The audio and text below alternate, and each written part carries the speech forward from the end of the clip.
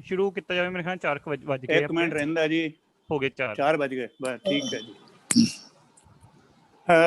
पंजाबी कालम नवीस पत्रकार मंच ਵੱਲੋਂ ਅੱਜ ਅਸੀਂ ਜਿਹੜੇ ਨਵੇਂ ਸੋਧੇ ਹੋਏ ਕਾਨੂੰਨ ਨੇ, ਕਿਰਤ ਕਾਨੂੰਨ ਨੇ, ਉਹਨਾਂ ਬਾਰੇ ਵਿਚਾਰ ਚਰਚਾ ਕਰਨ ਜਾ ਰਹੇ ਹਾਂ। ਅਸੀਂ ਅੱਜ ਦੇ ਇਸ ਪ੍ਰੋਗਰਾਮ ਦੇ ਵਿੱਚ, ਇਸ ਵੈਬੀਨਾਰ ਦੇ ਵਿੱਚ, ਜਿੱਥੇ ਸਰਦਾਰ ਹਰਭਜਨ ਸਿੰਘ ਜੀ ਸਿੱਧੂ ਹੋਰਾਂ ਨੂੰ, ਜਿਹੜੇ ਕਿ ਹਿੰਦ ਮਜ਼ਦੂਰ ਸਭਾ HMS ਦੇ ਜਨਰਲ ਸਕੱਤਰ ਹਨ ਇੰਡੀਆ ਲੈਵਲ ਤੇ, ਔਰ independent democratic national trade union ਹੈ ਇਹ, ਔਰ ਇਸ ਦੇ ਵਿੱਚ 62 ਲੱਖ ਤੋਂ ਵੱਧ ਲੋਕ ਜਿਹੜੇ ਨੇ ਮੈਂਬਰ ਨੇ, 92 ਲੱਖ, ਜਿਨ੍ਹਾਂ ਵਿੱਚ ਰੇਲਵੇ ਕਰਮਚਾਰੀ ਵੀ ਨੇ, ਕੋਲਾ ਯੂਨੀਅਨਾਂ ਨਾਲ ਜੁੜੇ ਹੋਏ ਲੋਕ ਵੀ ਨੇ, ਕੋਰਟ ਤੇ ਡੈਕ ਦੀਆਂ ਜਿਹੜੀਆਂ ਯੂਨੀਅਨਾਂ ਨੇ ਉਹਨਾਂ ਵਿੱਚ ਵੀ ਕੰਮ ਕਰਨ ਵਾਲੇ ਲੋਕ ਨੇ, ਔਰ ਡਿਫੈਂਸ ਸਿਵਲੀਅਨ ਮੁਲਾਜ਼ਮ ਔਰ ਬਹੁਤ ਸਾਰੀਆਂ ਹੋਰ ਜਥੇਬੰਦੀਆਂ ਜੋ ਨੇ ਉਹ ਹਿੰਦ ਮਜ਼ਦੂਰ ਸਭਾ ਦੇ ਦੇ ਨਾਲ ਜੁੜੀਆਂ ਹੋਈਆਂ ਨੇ, ਔਰ ਬੜਾ ਵੱਡਾ ਇਹਨਾਂ ਦਾ ਸਾਰਾ ਲਿੰਕ ਬਣਿਆ ਹੋਇਆ ਹੈ। ਔਰ ਸਾਡੇ ਅੱਜ ਦੇ ਵਕਤਾ, ਜਿਹੜੇ ਮੁੱਖ ਵਕਤਾ ਹਰਭਜਨ ਸਿੰਘ ਸਿੱਧੂ, ਬੜੇ ਗੁੜੇ ਹੋਏ ਟ੍ਰੇਡ ਯੂਨੀਅਨਿਸਟ ਨੇ, ਜਿਹੜੇ ਕਿ ਡਿਵੀਜ਼ਨਲ ਸਕੱਤਰ ਵੀ ਰੇਲਵੇ ਦੇ ਵਿੱਚ ਬੜਾ ਲੰਮਾ ਸਮਾਂ ਰਹੇ, ਔਰ south Asia trade union council ਦੇ ਉਹ ਇਸ ਵੇਲੇ ਜੁਆਇੰਟ ਸੈਕਟਰੀ ਹਨ। ਤੇ ਇਸ ਦੇ ਨਾਲ ਨਾਲ ਇੰਟਰਨੈਸ਼ਨਲ ਟ੍ਰੇਡ ਯੂਨੀਅਨ ਜੋ ਹੈ ਵਰਲਡ ਦੀ, ਤੇ Pacific, Asia Pacific the trade union federation of world and Asia Pacific, ਉਸ ਦੇ ਇਹ ਮੈਂਬਰ ਨੇ। ਤੋ ਸਾਨੂੰ ਇਹ ਗੱਲ ਤੁਹਾਡੇ ਸਾਰਿਆਂ ਨਾਲ ਸਾਂਝੇ ਕਰਦਿਆਂ ਖੁਸ਼ੀ ਪ੍ਰਤੀਤ ਹੋ ਰਹੀ ਹੈ ਕਿ ਇਹੋ ਜਿਹਾ ਵਿਅਕਤੀ ਜਿਸ ਨੇ ਸਾਰੀ ਉਮਰ ਸਟਰਗਲ ਕੀਤੀ ਹੈ, ਔਰ ਸਿਰਫ ਸਟਰਗਲ ਹੀ ਨਹੀਂ ਕੀਤੀ, ਮਜ਼ਦੂਰਾਂ ਨੂੰ ਔਰ ਨਾਲ ਦੇ ਸਾਥੀਆਂ ਨੂੰ ਪੂਰੀ ਵੱਡੀ ਅਗਵਾਈ ਦਿੱਤੀ ਹੈ, ਉਹ ਅੱਜ ਸਾਡੇ ਇਸ ਮੰਚ ਦੇ ਉੱਤੇ ਪਹੁੰਚੇ ਨੇ। ਉਹਨਾਂ ਨੂੰ ਅਸੀਂ ਜਿਉਂ ਆਖਦੇ ਹਾਂ। ਸਾਡੇ ਦਰਮਿਆਨ ਕੁਲਵੰਤ ਸਿੰਘ ਬਾਵਾ ਜੀ, ਜਨਰਲ ਸੈਕਟਰੀ ਜੋ ਨੇ ਪੰਜਾਬ ਦੇ ਹਿੰਦ ਮਜ਼ਦੂਰ ਸਭਾ ਦੇ, ਡਾਕਟਰ ਨਿਰਮਲ ਸਿੰਘ ਜੀ, ਡਾਕਟਰ ਗਿਆਨ ਸਿੰਘ ਜੀ, ਗੁਰਦੀਪ ਬੰਗੜ ਜੀ, ਗੁਮਟਾਲਾ ਚਰਨਜੀਤ ਸਿੰਘ ਜੀ, ਡਾਕਟਰ ਆਸਾ ਸਿੰਘ ਜੀ, ਰਣਜੀਤ ਧੀਰ ਜੀ, ਚਰਨਜੀਤ ਜੀ, ਔਰ ਸਾਡੇ ਬਹੁਤ ਸਾਰੇ ਦੋਸਤ ਮਿੱਤਰ ਪੱਤਰਕਾਰ ਅੱਜ ਦੇ ਇਸ ਵੈਬੀਨਾਰ ਦੇ ਵਿੱਚ ਹਾਜ਼ਰ ਨੇ। ਉਹਨਾਂ ਸਾਰਿਆਂ ਨੂੰ ਮੈਂ ਜਿਉਂ ਆਖਦਾ। ਕੇਰ ਸ਼ਰੀਫ ਜੀ ਜਰਮਨ ਤੋਂ ਸਾਡੇ ਦਰਮਿਆਨ ਨੇ, MP ਸਾਹਿਬ ਹੁਣੇ ਜੁਆਇਨ ਕਰ ਲੈਣਗੇ। ਹੋਰ ਬਹੁਤ ਸਾਰੇ ਦੋਸਤ ਜਿਹੜੇ ਨੇ, ਜਵੰਦਾ ਸਾਹਿਬ ਕੈਨੇਡਾ ਤੋਂ ਜੁੜੇ ਹੋਏ ਨੇ। ਸੋ ਮੈਂ ਬੇਨਤੀ ਕਰਾਂਗਾ ਸਾਡੇ ਮਾਨਯੋਗ ਅੱਜ ਦੇ ਮੁੱਖ ਵਕਤਾ ਹਰਭਜਨ ਸਿੰਘ ਸਿੱਧੂ ਹੋਰਾਂ ਨੂੰ ਕਿ ਉਹ ਅੱਜ ਦੇ ਮਾਮਲੇ ਦੇ ਉੱਤੇ ਜਿਹੜਾ ਨੀਯਤ ਕੀਤਾ ਹੋਇਆ ਵਿਸ਼ਾ ਹੈ ਉਸ ਦੇ ਉੱਤੇ ਗੱਲ ਕਰਨਗੇ 15 ਤੋਂ 20 ਮਿੰਟ ਦੇ ਦਰਮਿਆਨ। ਉਪਰੰਤ ਡਾਕਟਰ ਗਿਆਨ ਸਿੰਘ ਜੀ, ਜਿਹੜੇ ਕਿ ਇਕੋਨੋਮਿਸਟ ਨੇ ਔਰ ਬੜੀ ਕੋਕ ਪੜਤਾਲ ਰੱਖਦੇ ਨੇ, ਅੱਜ ਦੇ ਇਸ ਪ੍ਰਖੇਪ ਦੇ ਵਿੱਚ ਜੋ ਸਵਾਲ ਉੱਠਣਗੇ ਉਹਨਾਂ ਨਾਲ ਉਹ ਕੁਝ ਗੱਲਾਂ ਕੰਸਟਰਕਟਿਵ ਕਰਨਗੇ। ਉਪਰੰਤ ਸਾਡੇ ਦਰਮਿਆਨ ਮਲਵਿੰਦਰ ਸਿੰਘ ਮਾਲੀ ਵੀ ਜੁੜਨ ਵਾਲੇ ਨੇ, ਗੁਰਚਰਨ ਸਿੰਘ ਨੂਰਪੁਰ ਵੀ ਸਾਡੇ ਦਰਮਿਆਨ ਜੁੜ ਗਏ ਨੇ। ਸੋ ਮੈਂ ਬੇਨਤੀ ਕਰਾਂਗਾ ਹਰਭਜਨ ਸਿੰਘ ਸਿੱਧੂ ਹੋਰਾਂ ਨੂੰ ਕਿ ਉਹ 15 ਤੋਂ 20 ਮਿੰਟ ਤੱਕ ਸਾਡੇ ਨਾਲ ਆਪਣੇ ਵਿਚਾਰ ਸਾਂਝੇ ਕਰਨ। ਭਾਵਾਂ ਕਿ ਉਹ ਬਹੁਤ, ਉਹਨਾਂ ਕੋਲ ਬਹੁਤ ਵੱਡਾ ਖਜ਼ਾਨਾ ਹੈ ਵਿਚਾਰਾਂ ਦਾ। ਅਸੀਂ ਚਾਹੁੰਦੇ ਹਾਂ ਵੀ ਉਹਨਾਂ ਵਿਚਾਰਾਂ ਦੇ ਵਿੱਚੋਂ ਕੁਝ ਵਿਚਾਰ ਜਿਹੜੇ ਨੇ ਸਾਡੇ ਨਾਲ, ਜਿਹੜੇ ਪੁਖਤਾ ਵਿਚਾਰ ਨੇ, ਸਾਡੇ ਨਾਲ ਸਾਂਝੇ ਕਰਨ ਜੀ। ਸਭ ਤੋਂ ਪਹਿਲਾਂ ਮੇਰਾ ਸਾਰੇ ਪਤਵੰਤੇ ਸੱਜਣਾ ਨੂੰ ਔਰ ਜਿਹੜੇ ਪੰਜਾਬੀ ਕਲਮ ਨਵੀਸ ਪੱਤਰਕਾਰ ਮੰਚ ਪੰਜਾਬ ਦੇ ਪ੍ਰੈਜ਼ੀਡੈਂਟ ਹੈ ਸਰਦਾਰ ਸ਼੍ਰੀ ਗੁਰਮੀਤ ਸਿੰਘ ਜੀ ਪਲਾਹੀ, ਔਰ ਸ਼੍ਰੀ ਗੁਰਚਰਨ ਨੂਰਪੁਰ ਜਨਰਲ ਸੈਕਟਰੀ, ਔਰ ਹੋਸਟ ਹੈਗੇ ਪਰਵਿੰਦਰਜੀਤ ਸਿੰਘ ਜੀ। ਇਹਨਾਂ ਨੂੰ ਸਾਰਿਆਂ ਨੂੰ ਮੈਂ ਬਹੁਤ ਬਹੁਤ ਧੰਨਵਾਦ ਦਿੰਦਾ ਕਿ ਤੁਸੀਂ ਮੈਨੂੰ ਮੌਕਾ ਦਿੱਤਾ ਹੈ ਅੱਜ ਆਪਣੇ ਵੀਡੀਓ ਕਾਨਫਰੰਸ ਦੇ ਜ਼ਰੀਏ ਦੇਸ਼ ਦੇ ਕਾਮਗਾਰਾਂ ਦੀ ਜਿਹੜੀ ਸਮੱਸਿਆ ਹੈ ਉਹਦੇ ਬਾਰੇ ਤੁਹਾਡੇ ਸਾਹਮਣੇ ਆਪਣਾ ਮੈਂ ਗੱਲਬਾਤ ਰੱਖਾਂ। ਔਰ ਮੈਨੂੰ ਬੜੀ ਖੁਸ਼ੀ ਹੈ ਕਿ ਅੱਜ ਮੈਂ ਪਹਿਲੀ ਵਾਰੀ ਤੁਹਾਡੇ ਵਿੱਚ ਰੂਬਰੂ ਹੋਣ ਦਾ ਮੌਕਾ ਮਿਲਿਆ ਥਰੂ ਵੀਡੀਓ ਕਾਨਫਰੰਸ। ਖਾਸ ਤੌਰ 'ਤੇ ਮੈਂ ਕਿਉਂਕਿ ਕਾਫੀ ਦੋ ਤਿੰਨ ਦਫਾ ਗੱਲ ਹੋਈ ਹੈ ਸ਼੍ਰੀ ਗੁਰਮੀਤ ਸਿੰਘ ਭਲਾਈ ਜੀ ਨਾਲ।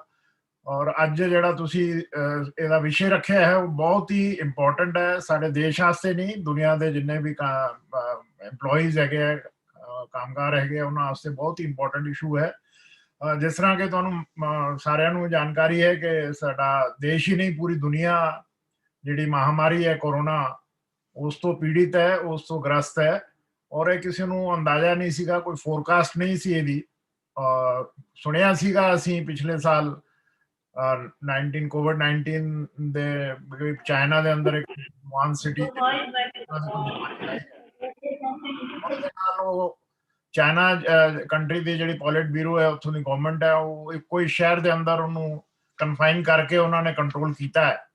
ਔਰ ਸਾਡੇ ਦੇਸ਼ 'ਚ ਵੀ ਜਨਵਰੀ 'ਚ ਥੋੜੀ ਜਿਹੀ ਸੁਗਬਗਾਹਟ ਹੋਈ ਸੀਗੀ ਕਿ ਵੀ ਇਹ ਮਹਾਮਾਰੀ ਆਉਣ ਵਾਲੀ ਹੈ, ਪਰੰਤੂ ਉਦੋਂ ਕਿਉਂਕਿ ਸਾਡੀ ਸਰਕਾਰ ਜਿਹੜੀ NDA ਦੀ, ਉਹ ਬਹੁਤ ਹੀ ਤਿਆਰੀਆਂ 'ਚ ਲੱਗੀ ਸੀਗੀ ਕਿ ਅਮਰੀਕਾ ਦੇ ਰਾਸ਼ਟਰਪਤੀ ਨੂੰ ਦੇਸ਼ 'ਚ ਬੁਲਾਉਣਾ, ਉਹਦਾ ਸਵਾਗਤ ਕਰਨਾ, ਨਿੱਘਾ ਸਵਾਗਤ ਕਰਨਾ, ਜਿਸ ਤਰ੍ਹਾਂ ਕਿ ਸਾਡੇ ਪ੍ਰਧਾਨ ਮੰਤਰੀ ਦਾ ਉਹਨਾਂ ਨੇ ਕੀਤਾ ਸੀ ਉੱਥੇ। ਔਰ ਜਦੋਂ ਅਮਰੀਕਾ ਗਏ ਸੀ ਸਾਡੇ ਪ੍ਰਧਾਨ ਮੰਤਰੀ, ਤੇ ਉਹਨਾਂ ਨੇ ਉਸੇ ਟਾਈਮ ਤੇ ਉਹਨਾਂ ਨੂੰ ਵੀ ਨਿਯੋਤਾ ਦਿੱਤਾ ਸੀਗਾ ਤੁਸੀਂ ਵੀ ਸਾਡੇ ਦੇਸ਼ 'ਚ ਆਓ। ਤੇ ਉਹ ਤਿਆਰੀ ਨਮਸਤੇ ਟਰੰਪ ਦੇ ਨਾਂ ਤੇ ਇਹਨਾਂ ਨੇ ਅਹਿਮਦਾਬਾਦ ਦੇ ਅੰਦਰ ਜਿਹੜਾ ਨਵਾਂ ਸਟੇਡੀਅਮ ਬਣਿਆ ਹੈ, ਉਹਦੇ 'ਚ ਕਿਹਾ ਤੇ ਸੀਗਾ ਕਿ ਅਸੀਂ 7 ਲੱਖ ਆਦਮੀ ਇਕੱਠੇ ਕਰਾਂਗੇ, ਪਰ ਲੱਖ ਦੇ ਕਰੀਬ ਆਦਮੀ ਉੱਥੇ ਇਕੱਠਾ ਹੋਇਆ ਹੈ। ਔਰ ਜਦੋਂ ਪ੍ਰੈਜ਼ੀਡੈਂਟ ਆਏ ਹੈ, ਉਹਦੇ ਨਾਲ ਮੇਰੇ ਖਿਆਲ ਹਜ਼ਾਰਾਂ ਵਿਦੇਸ਼ੀ ਸਾਡੇ ਦੇਸ਼ 'ਚ ਬਾਈ ਏਅਰ ਪਹੁੰਚੇ ਹੈ। ਔਰ ਇਹ ਜਿਹੜੀ ਮਹਾਮਾਰੀ ਹੈ, ਇਹ ਸਾਡੇ ਦੇਸ਼ ਦੀ ਨਹੀਂ ਹੈ, ਇਹ ਹਵਾਈ ਜਹਾਜ਼ ਦੇ ਥਰੂ ਹੀ ਸਾਡੇ ਦੇਸ਼ 'ਚ ਆਈ ਹੈ। ਔਰ ਉਹਦੇ ਉੱਤੇ ਕੋਈ ਉਸ ਵਕਤ ਗਵਰਨਮੈਂਟ ਸੀਰੀਅਸ ਨਹੀਂ ਸੀਗੀ, ਕਿਉਂਕਿ ਪਾਰਲੀਮੈਂਟ ਦੇ ਅੰਦਰ ਵੀ ਆਪੋਜੀਸ਼ਨ ਲੀਡਰ ਰਾਹੁਲ ਗਾਂਧੀ ਨੇ ਸਵਾਲ ਕੀਤਾ ਸੀਗਾ ਸਾਡੇ ਹੈਲਥ ਮਿਨਿਸਟਰ ਨੂੰ ਕਿ ਇਹ ਇੱਕ ਮਹਾਮਾਰੀ ਵਰਲਡ ਹੈਲਥ ਆਰਗੇਨਾਈਜੇਸ਼ਨ ਨੇ ਇਹਦਾ ਪਹਿਲਾਂ ਆਗਾਹ ਕੀਤਾ ਹੈ ਤੇ ਉਹਦੇ ਬਾਰੇ ਸਾਡੀ ਕੀ ਤਿਆਰੀ ਹੈ। ਤੇ ਉਸ ਵਕਤ ਬੜਾ ਲਾਈਟਲੀ ਰਿਪਲਾਈ ਦਿੱਤਾ ਸੀ ਪਾਰਲੀਮੈਂਟ ਦੇ ਫਲੋਰ ਤੇ ਕਿ ਇਹਦੀ ਕੋਈ ਐਸੀ ਚਿੰਤਾ ਕਰਨ ਦੀ ਲੋੜ ਨਹੀਂ ਹੈ, ਗਵਰਨਮੈਂਟ ਕੰਪੀਟੈਂਟ ਹੈ, ਅਸੀਂ ਬਿਲਕੁਲ ਪੂਰੀ ਤਿਆਰੀ ਕੀਤੀ ਹੋਈ ਹੈ। ਤੇ ਉਸ ਤੋਂ ਬਾਅਦ ਜਿਸ ਤਰ੍ਹਾਂ ਸਮੇਂ ਬੀਤਿਆ ਹੈ ਔਰ ਰਾਸ਼ਟਰਪਤੀ ਦਾ ਨਿੱਘਾ ਸਵਾਗਤ ਕੀਤਾ ਹੈ ਉੱਥੇ ਆਪਣਾ ਗੁਜਰਾਤ ਦੇ ਅੰਦਰ ਅਹਿਮਦਾਬਾਦ 'ਚ। ਉਸ ਤੋਂ ਬਾਅਦ ਰਾਸ਼ਟਰਪਤੀ ਚਲੇ ਗਏ। ਫਿਰ ਉਹਨਾਂ ਦਾ ਇੱਕ ਏਜੰਡਾ ਹੈ, ਕਿਉਂਕਿ ਗਵਰਨਮੈਂਟ ਜਿਹੜੀ ਉਹ ਆਪਣੇ ਏਜੰਡੇ ਨਾਲ ਚੱਲਦੀ ਹੈ, ਤੇ ਉਹਨੇ ਆਪਣਾ ਏਜੰਡਾ ਪਹਿਲਾਂ ਨਿਰਧਾਰਿਤ ਕੀਤਾ ਹੋਇਆ ਸੀਗਾ ਕਿ ਉਸ ਤੋਂ ਬਾਅਦ ਮੱਧ ਪ੍ਰਦੇਸ਼ ਦੀ ਸਰਕਾਰ ਨੂੰ ਕਿਸ ਤਰ੍ਹਾਂ ਘੇਰਨਾ ਹੈ ਔਰ ਕਿਸ ਤਰੀਕੇ ਤੇ ਉੱਥੇ ਆਪਣੀ ਸਰਕਾਰ ਬਣਾਉਣੀ ਹੈ। ਉਹ ਸਰਕਾਰ ਬਣਾਉਣ ਤੋਂ ਬਾਅਦ ਵਿਹਲੇ ਹੋ ਕਰ ਫਿਰ ਪ੍ਰਧਾਨ ਮੰਤਰੀ ਜੀ ਨੇ ਦੇਸ਼ ਨੂੰ ਅਪੀਲ ਕੀਤੀ ਕਿ ਤੁਸੀਂ ਇਸ ਮਹਾਮਾਰੀ ਤੋਂ ਥੋੜਾ ਜਿਹਾ ਅਵਗਤ ਹੋ ਜਾਓ, ਸੀਰੀਅਸ ਹੋ ਜਾਓ, ਔਰ ਇਸ ਕਰਕੇ ਸੈਲਫ ਇੰਪੋਜ਼ ਕਰਫਿਊ ਲਗਾਓ। ਔਰ ਉਹਨਾਂ ਨੇ 22 ਤਰੀਕ ਨੂੰ ਅਨਾਉਂਸ ਕੀਤਾ, ਸਾਰੇ ਦੇਸ਼ ਦੇ ਜਿੰਨੇ ਵੀ ਨਿਵਾਸੀ ਹੈ ਉਹਨਾਂ ਨੇ ਬਾਕਾਇਦਾ ਉਹਨਾਂ ਨੂੰ ਰਿਸਪੌਂਡ ਕੀਤਾ ਔਰ ਦੇਸ਼ ਦੇ ਅੰਦਰ ਕਰਫਿਊ ਇੰਪੋਜ਼ ਹੋਇਆ। ਔਰ ਉਸ ਤੋਂ ਬਾਅਦ ਉਹਨਾਂ ਨੇ ਕਿਹਾ ਕਿ ਜਿਹੜੇ ਸਾਡੇ ਫਰੰਟ ਵਾਰੀਅਰ ਹੈ ਉਹਨਾਂ ਦਾ ਹੌਸਲਾ ਅਫਜ਼ਾਈ ਵਾਸਤੇ ਤੁਸੀਂ ਥਾਲੀਆਂ ਵਜਾਓ, ਚਮਚੇ ਵਜਾਓ।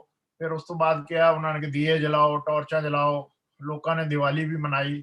ਫਿਰ ਹੈਲੀਕਾਪਟਰ ਤੋਂ ਉਹਨਾਂ ਦੇ ਫੁੱਲ ਵੀ ਸੁੱਟੇ ਗਏ। ਉਹ ਠੀਕ ਹੈ, ਅੱਛੀ ਗੱਲ ਹੈ ਕਿ ਜਿਹੜੇ ਫਰੰਟ ਵਾਰੀਅਰ ਮੈਡੀਕਲ ਸਟਾਫ ਹੈ, ਡਾਕਟਰ ਹੈ, ਨਰਸਿਸ ਹੈ, ਪੈਰਾਮੈਡੀਕਲ ਸਟਾਫ ਹੈ, ਸਫਾਈ ਵਾਲੇ ਹੈ, ਉਹਨਾਂ ਦੀ ਜਿਸ ਤਰ੍ਹਾਂ ਕਿ ਸਾਰਿਆਂ ਨੂੰ ਜਾਣਕਾਰੀ ਹੈ ਕਿ ਸਾਡੇ ਦੇਸ਼ ਦੇ ਅੰਦਰ ਗਵਰਨਮੈਂਟ ਹਸਪੀਟਲਾਂ ਦੇ ਅੰਦਰ ਤਕਰੀਬਨ ਮੋਰ ਦੈਨ 50% ਵੈਕੈਂਸੀਆਂ ਖਾਲੀ ਹੈ।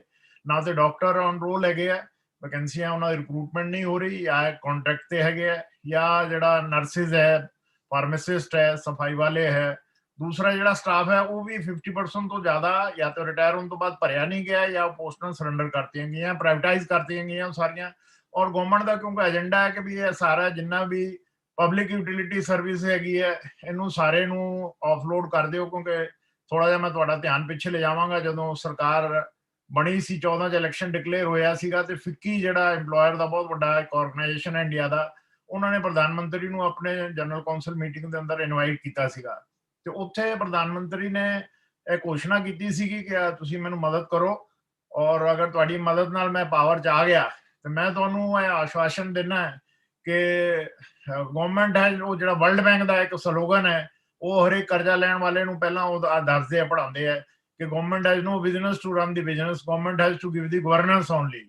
ਔਰ ਇਹ ਉਹਨਾਂ ਨੇ ਆਸ਼ਵਾਸਨ ਦਿੱਤਾ ਸੀਗਾ ਕਿ ਅਸੀਂ ਬੈਸਟ ਗਵਰਨੈਂਸ ਦੇਵਾਂਗੇ, ਸਾਰਾ ਬਿਜ਼ਨਸ ਦਾ ਕੰਮ ਜਿਹੜਾ ਹੈ ਉਹ ਬਿਜ਼ਨਸਮੈਨ ਨੂੰ ਦੇ ਦੇਵਾਂਗੇ। ਇਹ ਪ੍ਰੀ ਇਲੈਕਸ਼ਨ 14 ਤੋਂ ਪਹਿਲਾਂ ਉਹਨਾਂ ਦੀ ਫਿੱਕੀ ਦੀ ਕਾਨਫਰੰਸ ਰਿਕਾਰਡਡ ਹੈ। ਉਹਦੇ 'ਚ ਆਪੋਜੀਸ਼ਨ ਦੇ ਲੀਡਰ ਨੂੰ ਵੀ, ਰਾਹੁਲ ਗਾਂਧੀ ਨੂੰ ਵੀ ਬੁਲਾਇਆ ਸੀ, ਸਾਨੂੰ ਵੀ ਬੁਲਾਇਆ ਸੀਗਾ, ਪਰ ਅਸੀਂ ਉਹਦੇ ਗਏ ਨਹੀਂ ਸੀ ਜਾਣ ਕੇ। ਸਾਨੂੰ ਪਤਾ ਸੀਗਾ ਕਿ ਉਹਦਾ ਪਰਪਸ ਕੀ ਹੈ, ਏਜੰਡਾ ਕੀ ਹੈ। ਤੇ ਅਲਟੀਮੇਟਲੀ ਦੇਸ਼ ਦੇ ਅੰਦਰ ਜਿਸ ਤਰੀਕੇ ਦੀ ਪਿਛਲੀ ਸਰਕਾਰ ਸੀਗੀ ਉਹਦੇ ਜੋ ਵੀ ਕਾਰਨਾਮੇ ਆ ਉਹ ਤੁਹਾਡੇ ਤੋਂ ਛੁਪੇ ਨਹੀਂ ਹੈ, ਕਿਉਂਕਿ ਪੱਤਰਕਾਰ ਜਿਹੜਾ ਹੈ ਉਹੀ ਆਮ ਦੇਸ਼ ਦੇ ਨਾਗਰਿਕ ਦੇ ਸਾਹਮਣੇ ਜੋ ਕਮੀਆਂ ਉਹਨਾਂ ਨੂੰ ਲਿਆਂਦੇ ਆ।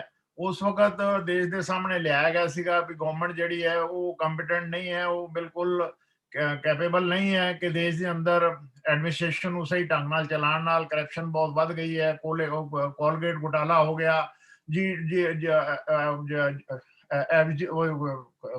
ਇਹਦੇ ਚ 2G ਦਾ ਘੁਟਾਲਾ ਬਹੁਤ ਜ਼ਬਰਦਸਤ 186 ਲੱਖ ਕਰੋੜ ਦਾ ਉਹਨਾਂ ਨੇ ਦੱਸਿਆ। ਫਿਰ ਕੋਲ ਘੁਟਾਲਾ ਹੋ ਗਿਆ 176 ਲੱਖ ਕਰੋੜ ਦਾ। ਫਿਰ ਕਾਮਨਵੈਲਥ ਗੇਮ ਦਾ ਹੋ ਗਿਆ 80,000 ਕਰੋੜ ਦਾ। ਇਹ ਸਾਰੇ ਘੁਟਾਲਿਆਂ ਨੂੰ ਕਾਫੀ ਪਬਲਿਕ ਦੇ ਵਿੱਚ ਉਹਨਾਂ ਨੇ ਲੈ ਕੇ ਗਏ ਔਰ ਸਾਡੇ ਦੇਸ਼ ਦੇ ਜਿਹੜੇ ਇਸ ਵਕਤ ਨੰਬਰ 1 ਤੇ ਪੂੰਜੀਪਤੀ ਹੈਗੇ ਮੁਕੇਸ਼ ਅੰਬਾਨੀ, ਉਹਨਾਂ ਨੇ 22 ਚੈਨਲਾਂ ਨੂੰ ਖਰੀਦਿਆ।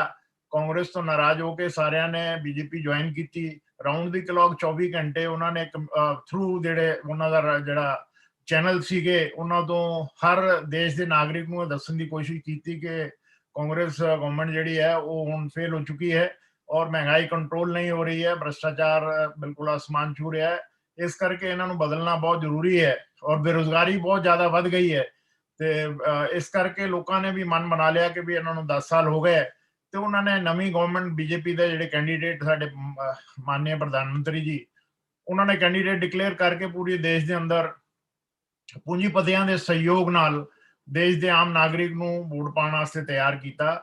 ਔਰ ਉਹਦੇ ਚ ਸਾਡਾ ਵੀ ਜਿੰਨੇ ਟ੍ਰੇਡ ਯੂਨੀਅਨ ਲੀਡਰ ਹੈ, ਅਸੀਂ 12 ਸਾਡੇ ਮਜ਼ਦੂਰ ਸੰਗਠਨ ਹੈ, ਅਸੀਂ ਵੀ ਕਾਂਗਰਸ ਦੇ ਟਾਈਮ ਤੇ ਤਕਰੀਬਨ 8-10 ਹੜਤਾਲਾਂ, ਬੜੀ ਸਕਸੈਸਫੁਲ ਹੜਤਾਲਾਂ ਕੀਤੀਆਂ ਸੀ ਕਿਉਂਕਿ ਉਸ ਵਕਤ ਸਾਡਾ 10 ਪੁਆਇੰਟ ਚਾਰਟਰ ਦੇ ਉੱਤੇ ਗਵਰਨਮੈਂਟ ਕੋਈ ਸੁਣ ਨਹੀਂ ਰਹੀ ਸੀ। ਜਾਂਦੇ ਜਾਂਦੇ ਡਾਕਟਰ ਮਨਮੋਹਨ ਸਿੰਘ ਨੇ ਇੱਕ ਇਸ਼ੂ ਜਿਹੜਾ ਮਿਨੀਮਮ ਪੈਨਸ਼ਨ 300 ਤੋਂ 1000 ਰੁਪਏ ਕਰਨ ਦੇ ਐਗਰੀਮੈਂਟ ਕੀਤਾ। ਬਾਕੀ ਜਿਹੜੀ 9 ਡਿਮਾਂਡਾਂ ਸੀਗੀਆਂ ਉਹ ਅਨਰਿਜ਼ੋਲਵਡ ਰਹਿ ਗਈਆਂ। ਔਰ ਜਾਂਦੇ ਜਾਂਦੇ ILC ਜੋ ਇੰਡੀਅਨ ਲੇਬਰ ਕਾਨਫਰੰਸ ਦੇ ਅੰਦਰ ਭਾਸ਼ਣ ਵੀ ਡਾਕਟਰ ਮਨਮੋਹਨ ਸਿੰਘ ਜੀ ਨੇ ਦਿੱਤਾ ਕਿ ਇਹ ਜਿਹੜੀਆਂ ਤੁਹਾਡੀਆਂ ਡਿਮਾਂਡਾਂ ਹੈ ਇਹ ਸਿਰਫ ਯੂਨੀਅਨ ਦੀ ਡਿਮਾਂਡ ਨਹੀਂ ਹੈ, ਇਹ ਆਮ ਦੇਸ਼ ਦੇ ਨਾਗਰਿਕ ਦੀ ਡਿਮਾਂਡ ਹੈ ਔਰ ਮੇਰੀ ਗਵਰਨਮੈਂਟ ਦੀ ਔਰ ਮੇਰੀ ਰਿਸਪੌਂਸਿਬਿਲਟੀ ਹੈ ਕਿ ਇਹਨੂੰ ਫੁੱਲਫਿਲ ਕਰਾਂ। ਪਰੰਤੂ ਉਹਦੇ ਚ ਕਰਦੇ ਕਰਦੇ ਉਹਨਾਂ ਦਾ ਜਨਰਲ ਇਲੈਕਸ਼ਨ ਡਿਕਲੇਅਰ ਹੋ ਗਿਆ ਔਰ ਇਹ ਗਵਰਨਮੈਂਟ ਆ ਗਈ। ਜੋ ਇਹਨਾਂ ਨੇ ਕਮਿਟਮੈਂਟ ਕੀਤਾ ਸੀਗਾ ਕਿ ਅਸੀਂ 2 ਕਰੋੜ ਨੌਜਵਾਨਾਂ ਨੂੰ, ਬੇਰੁਜ਼ਗਾਰਾਂ ਨੂੰ ਨੌਕਰੀ ਦੇਵਾਂਗੇ ਔਰ ਮਹਿੰਗਾਈ ਜ਼ਮੀਨ ਤੇ ਕੰਟਰੋਲ ਕਰਕੇ ਲਿਆਵਾਂਗੇ, ਜਿੰਨਾ ਵੀ ਬਲੈਕ ਮਨੀ ਹੈ ਵਿਦੇਸ਼ਾਂ 'ਚ ਉਹਨਾਂ ਨੂੰ ਵਾਪਸ ਲਿਆਵਾਂਗੇ, 15 ਲੱਖ ਹਰੇਕ ਨਾਗਰਿਕ ਦੇ ਬੈਂਕ ਅਕਾਊਂਟ 'ਚ ਚਲਾ ਜਾਏਗਾ ਔਰ ਤੁਹਾਨੂੰ ਪੂਰੇ ਦੇਸ਼ ਦੇ ਅੰਦਰ ਇੱਕ ਰਾਮ ਰਾਜ ਦਾ ਵਾਤਾਵਰਣ ਪੈਦਾ ਕਰ ਦੇਵਾਂਗੇ। ਐਸਾ ਵਿਸ਼ਵਾਸ ਲੋਕਾਂ ਨੂੰ ਦਿੱਤਾ ਸੀ ਇਹਨਾਂ ਨੇ। ਪਰੰਤੂ ਜੋ ਇਹਨਾਂ ਨੇ ਵਾਅਦੇ ਕੀਤੇ ਸੀਗੇ ਪਾਵਰ ਜਾਣ ਤੋਂ ਬਾਅਦ ਉਹ ਸਾਰੇ ਦੇ ਸਾਰੇ ਇਹਨਾਂ ਨੇ ਆਪਣੇ ਫਾਈਲਾਂ ਕਲੋਜ਼ ਕਰਤੀਆਂ, ਨਵੀਆਂ ਫਾਈਲਾਂ ਖੋਲੀਆਂ ਕਿ ਕਿਸ ਤਰੀਕੇ ਨਾਲ ਸਾਡੇ ਆਰਗੇਨਾਈਜ਼ ਸੈਕਟਰ ਨੂੰ ਵੇਚਿਆ ਜਾਵੇ। ਔਰ ਜਿਸ ਤਰ੍ਹਾਂ ਕਿ ਇਹਨਾਂ ਦਾ ਪ੍ਰੋਮਿਸ ਸੀਗਾ ਫਿੱਕੀ ਦੀ ਕਾਨਫਰੰਸ 'ਚ ਕਿ ਉਹ ਕਿਸ ਤਰ੍ਹਾਂ ਰੇਲਵੇ ਜਿਹੜਾ ਕਿ ਹਿੰਦੁਸਤਾਨ ਦਾ ਹੀ ਨਹੀਂ ਹੈ, ਦੁਨੀਆ ਦਾ ਦੂਸਰੇ ਨੰਬਰ ਤੇ ਸਭ ਤੋਂ ਵੱਡਾ ਟਰਾਂਸਪੋਰਟ ਨੈਟਵਰਕ ਹੈਗਾ, ਜਿਹਦੇ ਅਸੀਂ ਰੋਜ਼ਾਨਾ 25,000 ਗੱਡੀ ਚਲਾਉਂਦੇ ਹਾਂ। ਤਕਰੀਬਨ ਉਹਦੇ ਅੰਦਰ ਦੇਸ਼ ਦਾ 2.5 ਕਰੋੜ ਨਾਗਰਿਕ ਸਫ਼ਰ ਕਰਦਾ ਹੈ। ਉਹ ਆਮ ਗਰੀਬ ਆਦਮੀ ਦਾ ਸਸਤਾ ਟਰਾਂਸਪੋਰਟ ਹੈਗਾ। ਇਹਨਾਂ ਨੇ ਉਸ ਨੂੰ ਵੇਚਣ ਦਾ ਏਜੰਡਾ ਤਿਆਰ ਕਰ ਲਿਆ।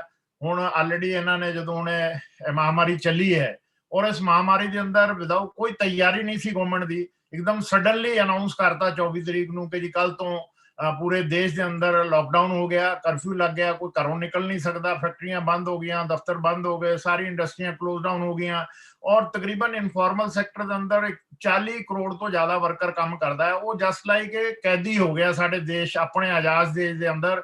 ਉਹਨੂੰ ਕਿਤੇ ਰਹਿਣ ਨੂੰ ਜਗ੍ਹਾ ਨਹੀਂ ਸੀ। ਜਿਹੜੇ ਮਕਾਨ ਮਾਲਕ ਸੀ ਉਹਨਾਂ ਨੇ ਕਿਰਾਇਆ ਨਾ ਆਉਣ ਦੇ ਡਰ ਨਾਲ ਉਹਨਾਂ ਨੂੰ ਘਰੋਂ ਕੱਢ ਦਿੱਤਾ ਔਰ ਬਾਹਰ ਕਿਤੇ ਜਾ ਨਹੀਂ ਸਕਦੇ ਸੀ, ਆਪਣੇ ਵਾਪਸ ਪਿੰਡਾਂ ਨੂੰ ਜਾ ਨਹੀਂ ਸਕਦੇ ਸੀ ਕਿ ਇਸ ਕਰਕੇ ਉਹਨਾਂ ਨੂੰ ਜਸਟ ਲਾਈਕ ਰਿਫਿਊਜੀ ਉਹਨਾਂ ਨੇ ਜ਼ਿੰਦਗੀ ਬੀਤ ਕੀਤੀ। ਕਿਸੇ ਨੇ ਉਹਦਾ ਪ੍ਰਧਾਨ ਮੰਤਰੀ ਨੇ ਅਪੀਲ ਜ਼ਰੂਰ ਕੀਤੀ ਕਿ ਮਾਲਿਕ ਉਹਨਾਂ ਨੂੰ ਰੋਲ ਤੇ ਰੱਖਣ, ਉਹਨਾਂ ਨੂੰ ਸੈਲਰੀ ਜਾਰੀ ਰੱਖਣ, ਉਹਨਾਂ ਦਾ ਰਹਿਣ ਦੀ ਵਿਵਸਥਾ ਕਰਨ, ਉਹਨਾਂ ਦੀ ਖਾਣ ਦੀ ਵਿਵਸਥਾ ਕਰਨ, ਉਹਨਾਂ ਦੇ ਇਲਾਜ ਦੀ ਵਿਵਸਥਾ ਕਰਨ। ਪਰੰਤੂ ਦੇਸ਼ ਦੇ ਕਿਸੇ ਵੀ ਪੂੰਜੀਪਤੀ ਨੇ ਪ੍ਰਧਾਨ ਮੰਤਰੀ ਦੀ ਅਪੀਲ ਨੂੰ ਮੰਨਿਆ ਨਹੀਂ ਔਰ ਸਾਡੇ ਦੇਸ਼ ਦੇ ਹੋਮ ਸੈਕਟਰੀ ਨੇ ਕਿਉਂਕਿ ਡਿਜ਼ਾਸਟਰ ਮੈਨੇਜਮੈਂਟ ਐਕਟ ਲਾਗੂ ਕਰ ਦਿੱਤਾ, ਸਾਰੇ ਐਕਟਾਂ ਨੂੰ ਸਸਪੈਂਡ ਕਰ ਦਿੱਤਾ ਔਰ ਉਹਨਾਂ ਨੇ ਵੀ ਆਰਡਰ ਇਸ਼ੂ ਕੀਤੇ ਕਿ ਸਾਰੇ ਸਟੇਟ ਦੇ ਚੀਫ ਸੈਕਟਰੀ ਜਿਹੜੇ ਹੈ ਇੰਸ਼ੋਰ ਕਰਨ ਕਿ ਕੋਈ ਵੀ ਇਨਫਾਰਮਲ ਵਰਕਰ ਜਿਹੜਾ ਹੈ ਉਹ ਰੋਲ ਤੋਂ ਨਾ ਕੱਟਿਆ ਜਾਏ, ਉਹਦਾ ਨਾ ਕੱਟਿਆ ਜਾਏ, ਉਹਦੀ ਸੈਲਰੀ ਜਾਰੀ ਰਹਿਣੀ ਚਾਹੀਦੀ ਹੈ। ਪਰੰਤੂ ਦੇਸ਼ ਦੀ ਕਿਸੇ ਵੀ ਸਟੇਟ ਦੇ ਚੀਫ ਸੈਕਟਰੀ ਨੇ ਉਸ ਆਰਡਰ ਨੂੰ ਆਨਰ ਨਹੀਂ ਕੀਤਾ ਔਰ ਬਾਅਦ ਚ ਉਹ ਇੱਕ EMPLOYER ਐਸੋਸੀਏਸ਼ਨ ਜਿਹੜੀ ਹੈ ਉਹ ਸੁਪਰੀਮ ਕੋਰਟ ਗਈ, ਉਹਨਾਂ ਨੇ ਕਿਹਾ ਕਿ ਕਿਸ ਰੂਲ ਦੇ ਤਹਿਤ ਸਾਨੂੰ ਇਹ ਡਾਇਰੈਕਸ਼ਨ ਦਿੱਤੀ ਹੈ, ਕਿਸੇ ਕਾਨੂੰਨ 'ਚ ਨਹੀਂ ਹੈ। ਇਸ ਕਰਕੇ ਸੁਪਰੀਮ ਕੋਰਟ ਨੇ ਵੀ ਇਹੋ ਜਿਹਾ ਡਿਸੀਜਨ ਦੇ ਦਿੱਤਾ ਕਿ ਇਹਦੇ 'ਚ ਗਵਰਨਮੈਂਟ ਨੂੰ ਇੰਟਰਵੀਨ ਨਹੀਂ ਕਰਨਾ ਚਾਹੀਦਾ, ਮਾਲਿਕ ਔਰ ਮਜ਼ਦੂਰ ਦੋਨੋਂ ਜਣੇ ਆਪਣੀ ਪ੍ਰੋਬਲਮ ਨੂੰ ਰਿਜ਼ੋਲਵ ਕਰਨ। ਔਰ ਉਸ ਦੇ ਬਾਅਦ 40 ਕਰੋੜ ਇਨਫਾਰਮਲ ਸੈਕਟਰ ਦੀਆਂ ਨੌਕਰੀਆਂ ਚਲੀਆਂ ਗਈਆਂ। ਇਸ ਵਕਤ ਭੁੱਖਮਰੀ ਤੇ ਹੈ, ਬੇਰੁਜ਼ਗਾਰੀ ਇੰਨੀ ਵੱਧ ਗਈ ਹੈ ਜੋ 45 ਸਾਲ ਦਾ ਰਿਕਾਰਡ ਟੁੱਟਿਆ ਹੈ ਸਾਡੇ ਦੇਸ਼ ਦੇ ਅੰਦਰ। ਔਰ ਜੋ ਵਾਅਦੇ ਸੀਗੇ ਕਿ 2 ਕਰੋੜ ਨੂੰ ਨੌਕਰੀ ਦੇਵਾਂਗੇ, ਉਹ ਪ੍ਰੀ ਕੋਵਿਡ-19 ਹੀ ਸਾਡੇ ਦੇਸ਼ ਦੇ ਅੰਦਰ ਕਰੋੜੋਂ ਨੌਕਰੀਆਂ ਚਲੀਆਂ ਗਈਆਂ ਸੀਗੀਆਂ। 2 ਕਰੋੜ ਨੌਕਰੀਆਂ ਤੇ ਟੈਕਸਟਾਈਲ ਔਰ ਆਟੋਮੋਬਾਈਲ ਦੇ ਅੰਦਰ ਲੋਕਾਂ ਦੀ ਡਿਮਾਂਡ ਨਹੀਂ ਸੀ, ਇਸ ਕਰਕੇ ਉਹਦੇ ਚ ਨੌਕਰੀਆਂ ਪਹਿਲਾਂ ਹੀ ਜਾ ਚੁੱਕੀਆਂ ਸੀ। ਔਰ ਰਿਕਰੂਟਮੈਂਟ ਤੇ ਗਵਰਨਮੈਂਟ ਔਰ ਅਨਆਰਗੇਨਾਈਜ਼ਡ ਸੈਕਟਰ ਦੇ ਅੰਦਰ ਸਾਰੀ ਕੰਪਲੀਟ ਬੈਨ ਔਨ ਰਿਕਰੂਟਮੈਂਟ ਹੈਗਾ। ਰੇਲਵੇ ਦੇ ਅੰਦਰ ਵੀ 3.5 ਲੱਖ ਵੈਕੈਂਸੀ ਖਾਲੀ ਪਈ ਹੈ, ਕੋਲ ਦੇ ਅੰਦਰ ਪਈ ਹੈ। ਡਿਫੈਂਸ ਕਾਰਖਾਨੇ ਇਹਨਾਂ ਨੇ ਵੇਚਣ ਦਾ ਫੈਸਲਾ ਕਰ ਲਿਆ। ਸਾਡੀ 41 डिफेंस ਦੀਆਂ ਆਰਡੀਨੈਂਸ ਫੈਕਟਰੀਆਂ ਜਿੱਥੇ ਅਸੀਂ ਬੜੇ ਬੜੀ ਤੋਪ ਗੋਲੇ ਔਰ ਬਾਰੂਦ ਬਣਾਉਂਦੇ ਆ, ਉਹਦਾ ਇਹਨਾਂ ਨੇ ਡਿਸੀਜਨ ਲੈ ਲਿਆ ਕਿ 74% ਉਹਦਾ ਡਿਸਇਨਵੈਸਟਮੈਂਟ ਕਰਾਂਗੇ, ਵਿਦੇਸ਼ੀ ਕੰਪਨੀਆਂ ਨੂੰ ਬੁਲਾਵਾਂਗੇ ਉਹਦੇ ਚ। ਔਰ ਮੁਕੇਸ਼ ਅੰਬਾਨੀ ਨੂੰ ਖਾਸ ਤੌਰ ਤੇ ਗੋਕੋ ਮਾਡਲ ਇੱਕ ਇਹਨਾਂ ਨੇ ਕੱਢਿਆ ਨਵਾਂ ਗਵਰਨਮੈਂਟ ਓਨਡ ਕਾਰਪੋਰੇਟ ਆਪਰੇਸ਼ਨ, ਜਿਹਦੇ ਕੇ ਸਾਰੇ ਫੈਕਟਰੀਆਂ ਨੂੰ ਜ਼ਮੀਨ ਨੂੰ ਉਹਨਾਂ ਦੀ ਤਕਰੀਬਨ 1 ਲੱਖ ਕਰੋੜ ਤੋਂ ਜ਼ਿਆਦਾ ਐਸੈਟਸ ਹੈਗੀਆਂ ਔਰ 62,000 ਏਕੜ ਲੈਂਡ ਉਹਨਾਂ ਦੀ ਆਪਣੀ ਹੈਗੀ, ਜਿਹੜੀ ਕਿ ਮਾਲਿਕ ਪ੍ਰਾਈਵੇਟ ਐਂਟਰਪ੍ਰੀਨਿਓਰ ਉਸ ਜ਼ਮੀਨ ਦੇ ਉੱਤੇ ਉਹਨਾਂ ਦੀ ਨਿਗਾਹ ਲੱਗੀ ਹੋਈ ਹੈ। ਔਰ ਸਰਕਾਰ ਉਹਨਾਂ ਨੂੰ ਬਿਲਕੁਲ ਆਰਡਰ ਇਸ਼ੂ ਕਰ ਚੁੱਕੀ ਹੈ। ਉਹਨੂੰ ਕਾਰਪੋਰੇਟਾਈਜੇਸ਼ਨ ਦਾ ਜਿਹੜਾ ਬੋਰਡ ਹੈ ਉਹਨੂੰ ਡਿਸੋਲਵ ਕਰ ਦਿੱਤਾ ਹੈ, ਕਾਰਪੋਰੇਟਾਈਜੇਸ਼ਨ ਦੇ ਆਰਡਰ ਇਸ਼ੂ ਕਰਤੇ ਹੈ। 12 ਤਰੀਕ ਤੋਂ ਇਨਡੈਫੀਨਿਟ ਸਟ੍ਰਾਈਕ ਤੇ ਜਾਣਾ ਸੀਗਾ ਉੱਥੋਂ ਦੇ 3 ਫੈਡਰੇਸ਼ਨ ਨੇ, ਪਰੰਤੂ ਅਜੇ ਚੀਫ ਲੇਬਰ ਕਮਿਸ਼ਨਰ ਦੇ ਥਰੂ ਜਿਹੜੀ ਰੀਕਨਸਿਲੇਸ਼ਨ ਸ਼ੁਰੂ ਹੋਈ ਹੈ ਉਸਦੇ ਅੰਦਰ ਅਜੇ ਇਹ ਡਿਸੀਜਨ ਹੋਇਆ ਹੈ ਕਿ ਗਵਰਨਮੈਂਟ ਵੀ ਅਜੇ ਕਾਰਪੋਰੇਟਾਈਜੇਸ਼ਨ ਦੇ ਅੱਗੇ ਨਾ ਵਧੇ, ਸਟੈਂਡ ਸਟਿਲ ਹੋ ਜਾਏ ਔਰ ਹੜਤਾਲ ਨੂੰ ਵੀ ਡੈਫਰ ਕਰਤਾ ਜਾਏ। ਇਹ ਕੱਲ ਪਰਸੋਂ ਦਾ ਡਿਸੀਜਨ ਹੈਗਾ ਜਿਹੜਾ ਮੈਂ ਤੁਹਾਡੇ ਨਾਲ ਐਕਸਚੇਂਜ ਕਰ ਰਿਹਾ। ਔਰ ਕੋਲ ਦੇ ਅੰਦਰ ਵੀ ਕਿਉਂਕਿ ਆਲਰੇਡੀ ਸਾਡੇ ਦੇਸ਼ ਦੇ ਪ੍ਰਧਾਨ ਮੰਤਰੀ ਨੇ ਉਹਦੀ 500 ਬਲਾਕ ਨੂੰ ਕੋਲ ਮਾਈਨ ਨੂੰ ਕਮਰਸ਼ੀਅਲ ਮਾਈਨਿੰਗ ਵਾਸਤੇ ਆਰਡਰ ਪਾਸ ਕੀਤੇ ਹੈ, ਉਹ ਵੇਚਣੇ ਇਹਨਾਂ ਨੇ। ਔਰ ਉਹਦੇ ਉੱਤੇ ਸਾਡੇ ਝਾਰਖੰਡ ਦੇ ਚੀਫ ਮਿਨਿਸਟਰ ਸੁਪਰੀਮ ਕੋਰਟ ਚਲੇ ਗਏ, 2 ਚੀਫ ਮਿਨਿਸਟਰ ਮੱਧ ਪ੍ਰਦੇਸ਼ ਔਰ ਮਹਾਰਾਸ਼ਟਰ ਵਾਲੇ ਵੀ ਉਸ ਦੇ ਸੁਪਰੀਮ ਕੋਰਟ ਗਏ ਕਿ ਸਾਡੀ ਇਹ ਫੈਡਰਲ ਸਟੇਟ ਹੈ, ਸਾਡੀ ਸਟੇਟ ਦੇ ਅੰਦਰ ਜਿਹੜਾ ਵੀ ਖਣਿਜ ਪਦਾਰਥ ਹੈਗਾ, ਨੈਚੁਰਲ ਰਿਸੋਰਸਿਸ ਹੈਗੇ ਆ, ਉਹਨੂੰ ਸੈਂਟਰ ਗਵਰਨਮੈਂਟ ਡਾਇਰੈਕਟਲੀ ਉਹਨੂੰ ਵੇਚਣ ਦੇ ਆਦੇਸ਼ ਨਹੀਂ ਕਰ ਸਕਦੀ ਹੈ।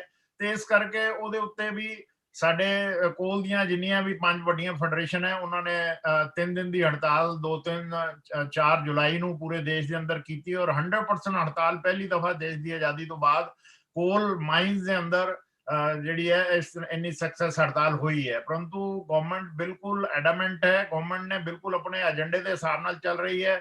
ਜੋ ਇਹ ਕਹਿੰਦੇ ਆ ਦੇਸ਼ ਭਗਤੀ, ਉਹ ਦੇਸ਼ ਭਗਤੀ ਸਾਡੇ ਦੇਸ਼ ਦੇ ਸਾਰੇ ਜਿੰਨੇ ਵੀ ਨਾਗਰਿਕ ਉਹਨਾਂ ਨੂੰ ਸਮਝਣੀ ਚਾਹੀਦੀ ਹੈ ਕਿ ਕਿਸ ਤਰੀਕੇ ਨਾਲ ਦੇਸ਼ ਨੂੰ ਕੌੜੀਆਂ ਦੇ ਭਾਅ 'ਚ ਵੇਚਣ ਦਾ ਗਵਰਨਮੈਂਟ ਨੇ ਆਪਣਾ ਡਿਸੀਜਨ ਲਿਆ ਹੈ। ਰੇਲਵੇ ਦੇ ਅੰਦਰ ਵੀ 109 ਰੂਟ ਦੇ ਉੱਤੇ 150 ਗੱਡੀ ਪ੍ਰਾਈਵੇਟ ਐਂਟਰਪ੍ਰੀਨਰ ਨੂੰ ਦੇਣਾ ਹੈ। ਉਹਦੇ ਜਿਹੜੇ Indian railway catering tourism corporation ਸੀਗੀ ਸਭ ਤੋਂ ਵੱਡੀ IRCTC, ਉਹਨੂੰ ਵੀ ਇਹਨਾਂ ਨੇ ਵੇਚਣ ਦਾ ਫੈਸਲਾ ਲੈ ਲਿਆ।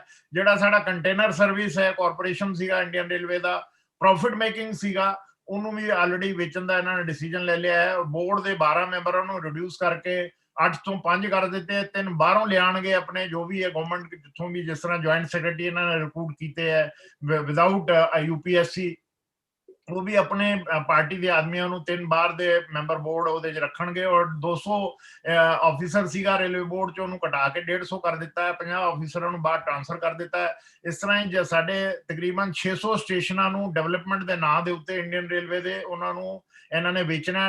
ਇੱਕ ਸਟੇਸ਼ਨ ਡਿਵੈਲਪਮੈਂਟ ਕਾਰਪੋਰੇਸ਼ਨ ਬਣਾਈ ਹੈ, ਉਹ ਸਾਰੇ ਦੇ ਸਾਰੇ ਸਟੇਸ਼ਨ ਜਿਹੜੇ ਹੈ ਬੋਲੀਆਂ ਲੱਗ ਰਹੀਆਂ ਹੈ ਔਰ ਟਾਟਾ ਕੰਸਲਟੈਂਸੀ ਉਹਨੂੰ ਵੇਚਣ ਵਾਸਤੇ ਸਾਰਾ ਪ੍ਰਬੰਧ ਕਰ ਰਹੀ ਹੈ।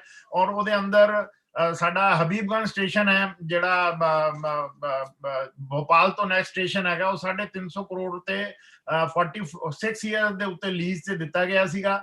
ਬਾਅਦ ਚ ਉਹਨੇ ਆਪਣੀ ਕੋਈ ਨਾ ਕੋਈ ਕਿਧਰੋਂ ਸਿਫਾਰਿਸ਼ ਕੱਢੀ ਔਰ ਉਸਨੇ ਉਹਨੂੰ 99 ਈਅਰ ਲੀਜ਼ ਦੇ ਉੱਤੇ ਆਰਡਰ ਰੇਲਵੇ ਬੋਰਡ ਨੇ ਇਸ਼ੂ ਕਰ ਦਿੱਤੇ ਕਿ ਜਿੰਨੇ 600 ਸਟੇਸ਼ਨ ਵਿਕਣਗੇ ਉਹ 99 ਈਅਰਸ ਦੇ ਲੀਜ਼ ਦੇ ਉੱਤੇ ਦਿੱਤੇ ਜਾਣਗੇ।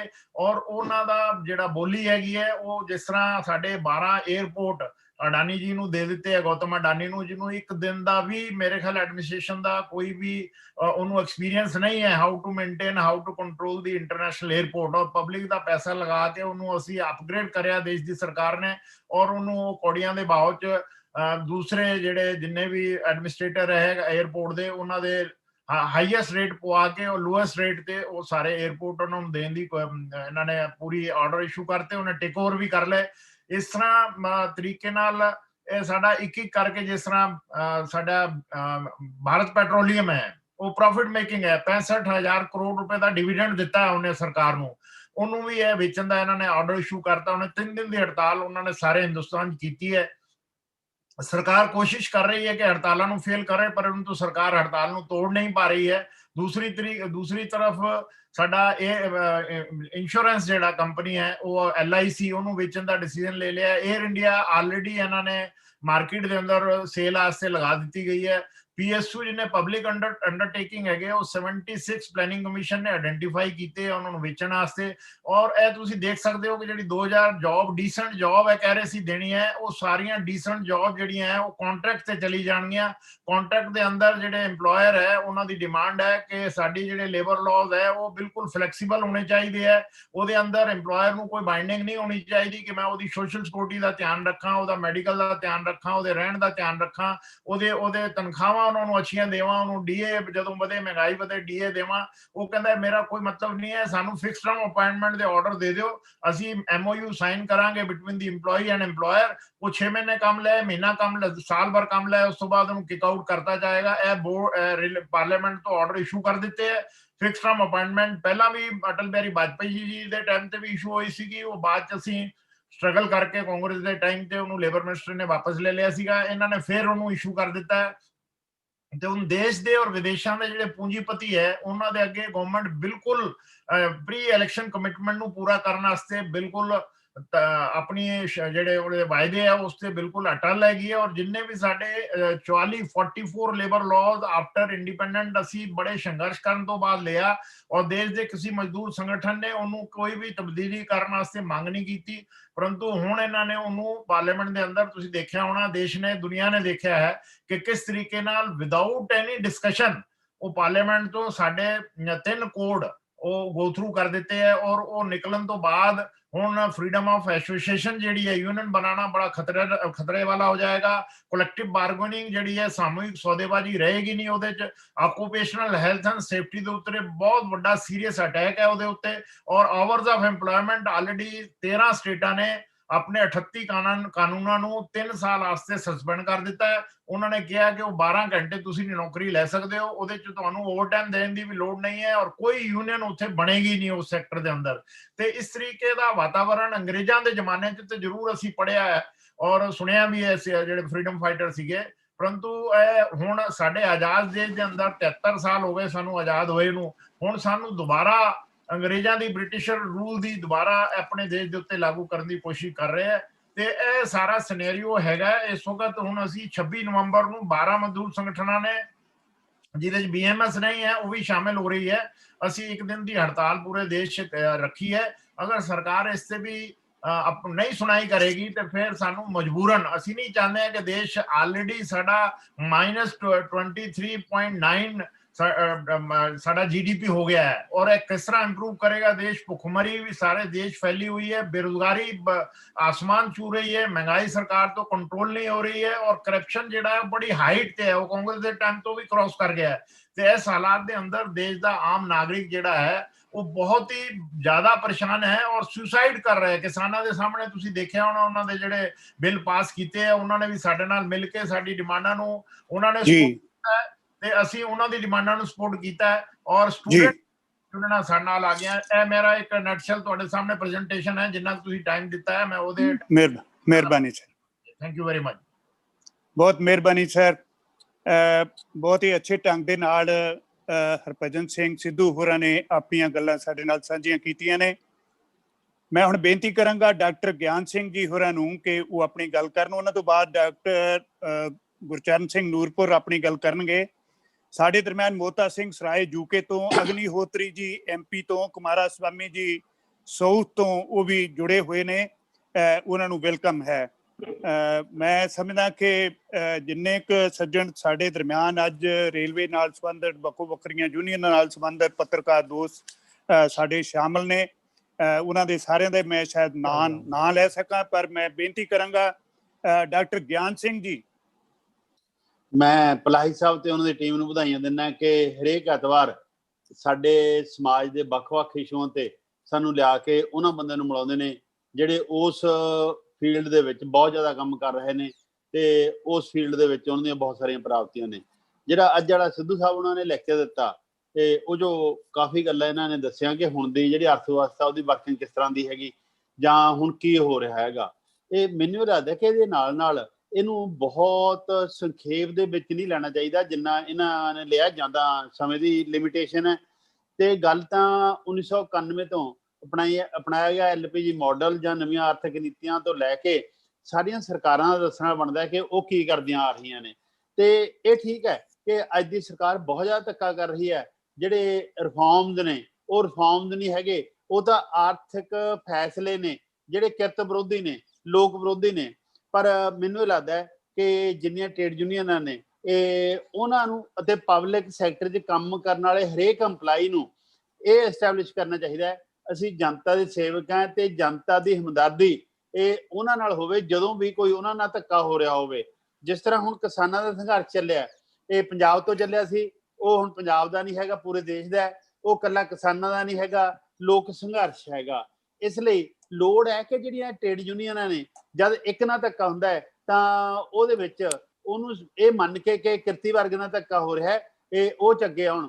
ਕਿਸਾਨਾਂ ਦੀਆਂ ਪੰਜਾਬ ਦੇ ਵਿੱਚ ਦੋ ਤਰ੍ਹਾਂ ਦੀਆਂ ਯੂਨੀਅਨ ਨੇ, ਇੱਕ ਲੈਫਟ ਤੇ ਇੱਕ ਰਾਈਟ ਵਾਲੀਆਂ। ਉਹ ਇੱਕ ਦੂਜੇ ਵੱਲ ਨੂੰ ਮੂੰਹ ਕਰਨਾ ਤਾਂ ਇੱਕ ਪਾਸੇ ਰਹਿ ਗਿਆ, ਪਿੱਠ ਕਰਕੇ ਵੀ ਖੜਦੀਆਂ ਸੀ, ਭੱਜਦੀਆਂ ਸੀ।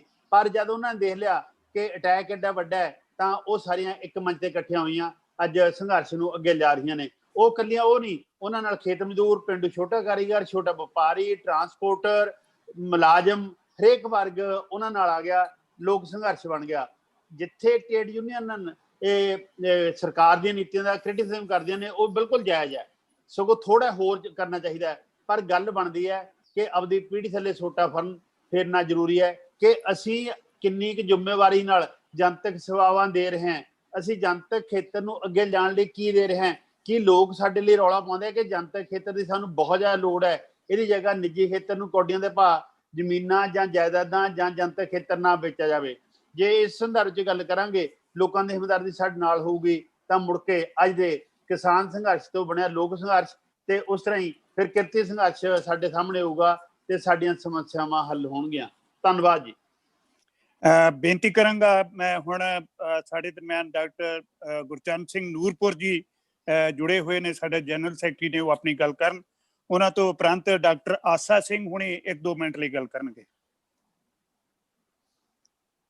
ਗੁਰਚਰਨ ਨੂਰਪੁਰ ਜੀ। ਹਜੇ ਵੀਡੀਓ ਉਹਨਾਂ ਦੀ ਆਫ ਆ, ਵੀਡੀਓ ਤੇ ਮਾਈਕ ਤੇ ਫਿਰ ਮੈਂ ਦੱਸਦਾ। ਹਾਂਜੀ ਹਾਂਜੀ, ਆਸਾ ਸਿੰਘ ਜੀ ਹੁਣਾਂ ਨੂੰ ਬੇਨਤੀ ਕਰਦੇ ਹਾਂ ਜੀ। ਡਾਕਟਰ ਆਸਾ ਸਿੰਘ ਜੀ। ਜੀ ਬਹੁਤ ਮਿਹਰਬਾਨੀ ਜੀ। ਸਭ ਤੋਂ ਪਹਿਲੀ ਗੱਲ ਤੇ ਤੁਹਾਡਾ ਇਹ ਬੜਾ ਵੱਡਾ ਉਦਮ ਹੈ ਕਿ ਹਰ ਐਤਵਾਰ ਤੁਸੀਂ ਸਾਨੂੰ ਇੱਕ ਬਹੁਤ ਹੀ ਲਾਹੇਵੰਦ ਥਾਟ ਪ੍ਰੋਸੈਸ ਦੇ ਵਿੱਚ ਜੋੜਦੇ ਹੋ। ਔਰ ਕੋਵਿਡ ਵਿੱਚ ਜਿਹੜੀਆਂ ਖਾਸ ਤੌਰ ਤੇ ਵੱਡੀਆਂ ਸਮੱਸਿਆਵਾਂ ਸਾਹਮਣੇ ਆਈਆਂ ਨੇ ਉਹਨਾਂ ਪ੍ਰਤੀ ਅਥਾਰਟੀ ਰੱਖਣ ਵਾਲੇ ਜਿਹੜੇ ਵਿਅਕਤੀ ਨੇ, ਜਿਹੜੇ ਕਿ ਸਾਡੀ ਜਿਹੜੀ ਨੌਲੇਜ ਹੈ, ਸਾਡਾ ਗਿਆਨ ਹੈ, ਉਹਨੂੰ ਉਹਦੇ 'ਚ ਵਾਧਾ ਵੀ ਕਰਦੇ ਨੇ ਤੇ ਸਾਨੂੰ ਉਹਨਾਂ ਸਮੱਸਿਆਵਾਂ ਪ੍ਰਤੀ ਸੰਵੇਦਨਸ਼ੀਲ ਵੀ ਕਰਦੇ ਨੇ। ਕਿਉਂਕਿ ਜਦੋਂ ਬਹੁਤ ਸਾਰੀਆਂ ਇਸ ਤਰ੍ਹਾਂ ਦੀਆਂ ਸਮੱਸਿਆਵਾਂ ਦੇ ਵਿੱਚ ਬੰਦਾ ਘਿਰਿਆ ਹੋਵੇ, ਇੱਕ ਐਸੀ ਸਤ੍ਹਾ ਦੇ ਥੱਲੇ ਉਹ ਗੁਲਾਮੀਅਤ ਵਾਲੀ ਫੀਲਿੰਗ ਮਹਿਸੂਸ ਕਰਨ ਲੱਗ ਪਏ ਤੇ ਐਟ ਦਾ ਸੇਮ ਟਾਈਮ ਇਹ ਵੀ ਕਿਹਾ ਜਾਂਦਾ ਹੋਵੇ ਕਿ ਉਹ ਡੈਮੋਕ੍ਰੇਟਿਕ ਤੇ ਰਿਪਬਲਿਕ ਕੰਟਰੀ ਜਿਹੜਾ ਹੈ ਉਸ ਦਾ ਸਿਟੀਜ਼ਨ ਹੈ, ਤੇ ਫਿਰ ਮਨ ਨੂੰ ਮਾਯੂਸੀ ਵੀ ਬੜੀ ਹੁੰਦੀ ਹੈ। ਪਰ ਕਿਤੇ ਨਾ ਕਿਤੇ ਜਦੋਂ ਅਸੀਂ ਸਾਰੇ ਇਕੱਠੇ ਹੋ ਕੇ ਸੰਵੇਦਨਸ਼ੀਲ ਹੁੰਦੇ ਹਾਂ ਤੇ ਉਦੋਂ ਉਹਨਾਂ ਦੇ ਕਿਤੇ ਨਾ ਕਿਤੇ ਰਾਹਤ ਵਾਲੇ ਤੇ ਰਾਹ ਵਾਲੇ ਜਿਹੜੇ ਮਾਰਗ ਨੇ ਉਹ ਵੀ ਤੁਰਦੇ ਨਿਕਲਦੇ ਲੱਗਦੇ ਨੇ। ਪਰ ਇਸ ਵੇਲੇ ਇਸ ਗੱਲ ਦੀ ਬਹੁਤ ਹੀ ਜ਼ਿਆਦਾ ਮਾਯੂਸੀ ਜੀ ਜੀ ਕਨੈਕਸ਼ਨ ਡਿਸਕਨੈਕਟ ਹੋ ਗਿਆ ਜੀ ਉਹਨਾਂ ਦਾ। ਅੱਛਾ ਜੀ, ਹੈਲੋ ਜੀ ਹੈਲੋ ਮੈਂ ਹੈਲੋ ਜੀ ਕਨੈਕਸ਼ਨ ਜੀ। ਡਿਸਕਨੈਕਟ ਹੋ ਗਿਆ। ਹਾਂਜੀ ਜੁੜ ਗਏ ਜੀ। ਹਾਂਜੀ, ਸੋ ਜਿਹੜੀ ਸਭ ਤੋਂ ਦੁਖਦਾਈ ਗੱਲ ਹੈ ਉਹ ਇਹ ਹੈ ਕਿ ਉਸ ਕੰਟਰੀ ਵਿੱਚ ਜਿਹੜਾ ਕੰਟਰੀ ਆਪਣੇ ਆਪ ਨੂੰ ਡੈਮੋਕ੍ਰੈਟਿਕ ਤੇ ਰਿਪਬਲਿਕ ਅਖਵਾਉਂਦਾ ਹੈ, ਤੇ ਜਦੋਂ ਸਾਰੀ ਦੁਨੀਆ ਦੇ ਉੱਤੇ ਅਸੀਂ ਐਪੀਡੈਮਿਕ ਸਿਚੁਏਸ਼ਨ ਦੇ ਵਿੱਚੋਂ ਲੰਘ ਰਹੇ ਹਾਂ, ਜਿਸ ਨੂੰ ਬਹੁਤ ਹੀ ਐਫੀਸ਼ੀਐਂਟਲੀ ਟੈਕਲ ਕਰਨਾ ਬਣਦਾ ਸੀ, ਉਦੋਂ ਇਸ ਤਰ੍ਹਾਂ ਦੇ ਆਰਡੀਨੈਂਸ ਜਿਹੜੇ ਨੇ ਉਹ ਜਾਰੀ ਕੀਤੇ ਜਾ ਰਹੇ ਨੇ, ਜਿਹੜੇ ਕਿ ਇੱਕ ਲੱਗਦਾ ਹੈ ਕਿ ਸਾਰਾ ਮੈਕੀਨੇਸ਼ਨ ਹੈ, ਸਾਰੀ ਸੋਚੀ ਸਮਝੀ ਸਾਜ਼ਿਸ਼ ਹੈ, ਤਾਂ ਕਿ ਪਬਲਿਕ ਦਾ ਜਿਹੜਾ ਰੋਹ ਹੈ ਉਹ ਇਹਨਾਂ ਹਾਲਾਤਾਂ ਦੇ ਵਿੱਚ, ਹਾਲਾਂਕਿ ਡੈਮੋਕ੍ਰੈਟਿਕ ਕੰਟਰੀ ਵਿੱਚ ਤਾਂ ਸਗੋਂ ਇਹ ਹੋਣਾ ਬਣਦਾ ਸੀ ਕਿ ਇਸ ਤਰ੍ਹਾਂ ਕਿਸੇ ਚੀਜ਼ ਨੂੰ ਪੇਸ਼ ਕੀਤਾ ਜਾਵੇ ਤਾਂ ਕਿ ਲੋਕਾਂ ਦਾ ਰਿਐਕਸ਼ਨ ਜਿਹੜਾ ਹੈ ਉਹ ਸਾਹਮਣੇ ਆ ਸਕੇ। ਲੇਕਿਨ ਜਦੋਂ ਤੁਸੀਂ ਇਹੋ ਜਿਹੇ ਹਾਲਾਤਾਂ ਦੇ ਵਿੱਚ ਆਰਡੀਨੈਂਸ ਇਸ਼ੂ ਕਰਕੇ ਪਾਰਲੀਮੈਂਟ ਦੇ ਵਿੱਚ ਉਹਨਾਂ ਨੂੰ ਕਾਨੂੰਨ ਬਣਾ ਦਿੰਦੇ ਹੋ, ਤੇ ਫਿਰ ਨੈਚੁਰਲੀ ਬੜਾ ਕਲੀਅਰ ਹੋ ਜਾਂਦਾ ਹੈ ਕਿ ਕੋਈ ਹਿਡਨ ਏਜੰਡੇ ਚੱਲ ਰਹੇ ਨੇ, ਕੋਈ ਸਾਜ਼ਿਸ਼ਾਂ ਚੱਲ ਰਹੀਆਂ ਨੇ, ਤੇ ਜਿਹੜਾ ਦੇਸ਼ ਦਾ ਸਿਟੀਜ਼ਨ ਹੈ ਉਹ ਬਹੁਤ ਹੀ ਜ਼ਿਆਦਾ ਆਪਣੇ ਆਪ ਦੇ ਵਿੱਚ ਮਾਯੂਸੀ ਵਾਲੇ ਆਲਮ ਵਿੱਚ ਚਲੇ ਜਾਂਦਾ। ਸੋ ਅਸੀਂ ਜਦੋਂ ਇਕੱਠੇ ਹੋ ਕੇ ਗੱਲ ਕਰਨੇ ਆ, ਤੇ ਉਹਦੇ ਵਿੱਚ ਇੱਕ ਗੱਲ ਮੈਂ ਬੇਨਤੀ ਜ਼ਰੂਰ ਕਰਾਂਗਾ, ਹਾਲਾਂਕਿ ਬਹੁਤ ਵੱਡੇ ਸਕਾਲਰਸ ਨੇ ਤੇ ਸ਼ਾਇਦ ਸੁਝਾਅ ਦੇਣੇ ਸੌਖੇ ਵੀ ਨੇ, ਪਰ ਸਿਚੁਏਸ਼ਨਸ ਤਾਂ ਜਿਹੜੀਆਂ ਨੇ ਉਹ ਤਾਂ ਕਲੀਅਰ ਕੀਤੀਆਂ ਜਾ ਰਹੀਆਂ, ਲੇਕਿਨ ਉਹਦੇ ਵਿੱਚ ਕੀ ਕੀਤਾ ਜਾਵੇ ਉਸ ਪ੍ਰਤੀ ਵੀ ਸੁਝਾਅ ਜਿਹੜੇ ਨੇ, ਸਕਾਰਾਤਮਕ ਸੁਝਾਅ ਜਿਹੜੇ ਕੁਛ ਨਾ ਕੁਛ ਮਤਲਬ ਪੋਜੀਸ਼ਨ ਤੇ ਸਿਚੁਏਸ਼ਨ ਜਿਹੜੀ ਹੈ ਉਹਦੇ ਵਿੱਚ ਇੰਪਰੂਵਮੈਂਟ ਲਿਆ ਸਕਣ, ਉਹ ਜ਼ਰੂਰ ਕਿਰਪਾ ਕਰਕੇ ਦਿੱਤੇ ਜਾਣ। ਬਹੁਤ ਮਿਹਰਬਾਨੀ ਜੀ। ਜੁੜ ਗਏ ਜੀ ਡਾਕਟਰ ਨੂਰ ਸਾਹਿਬ, ਨੂਰਪੁਰ ਜੀ? ਨਹੀਂ ਜੀ। ਮੈਂ ਬੇਨਤੀ ਕਰਾਂਗਾ ਸੁਰਿੰਦਰ ਮਚਾਕੀ ਜੀ ਹੋਰਾਂ ਨੂੰ ਉਹ ਆਪਣੀ ਗੱਲ ਕਰਨ ਦੀ 2 ਮਿੰਟ ਲਈ। ਸੁਰਿੰਦਰ ਮਚਾਕੀ ਜੀ।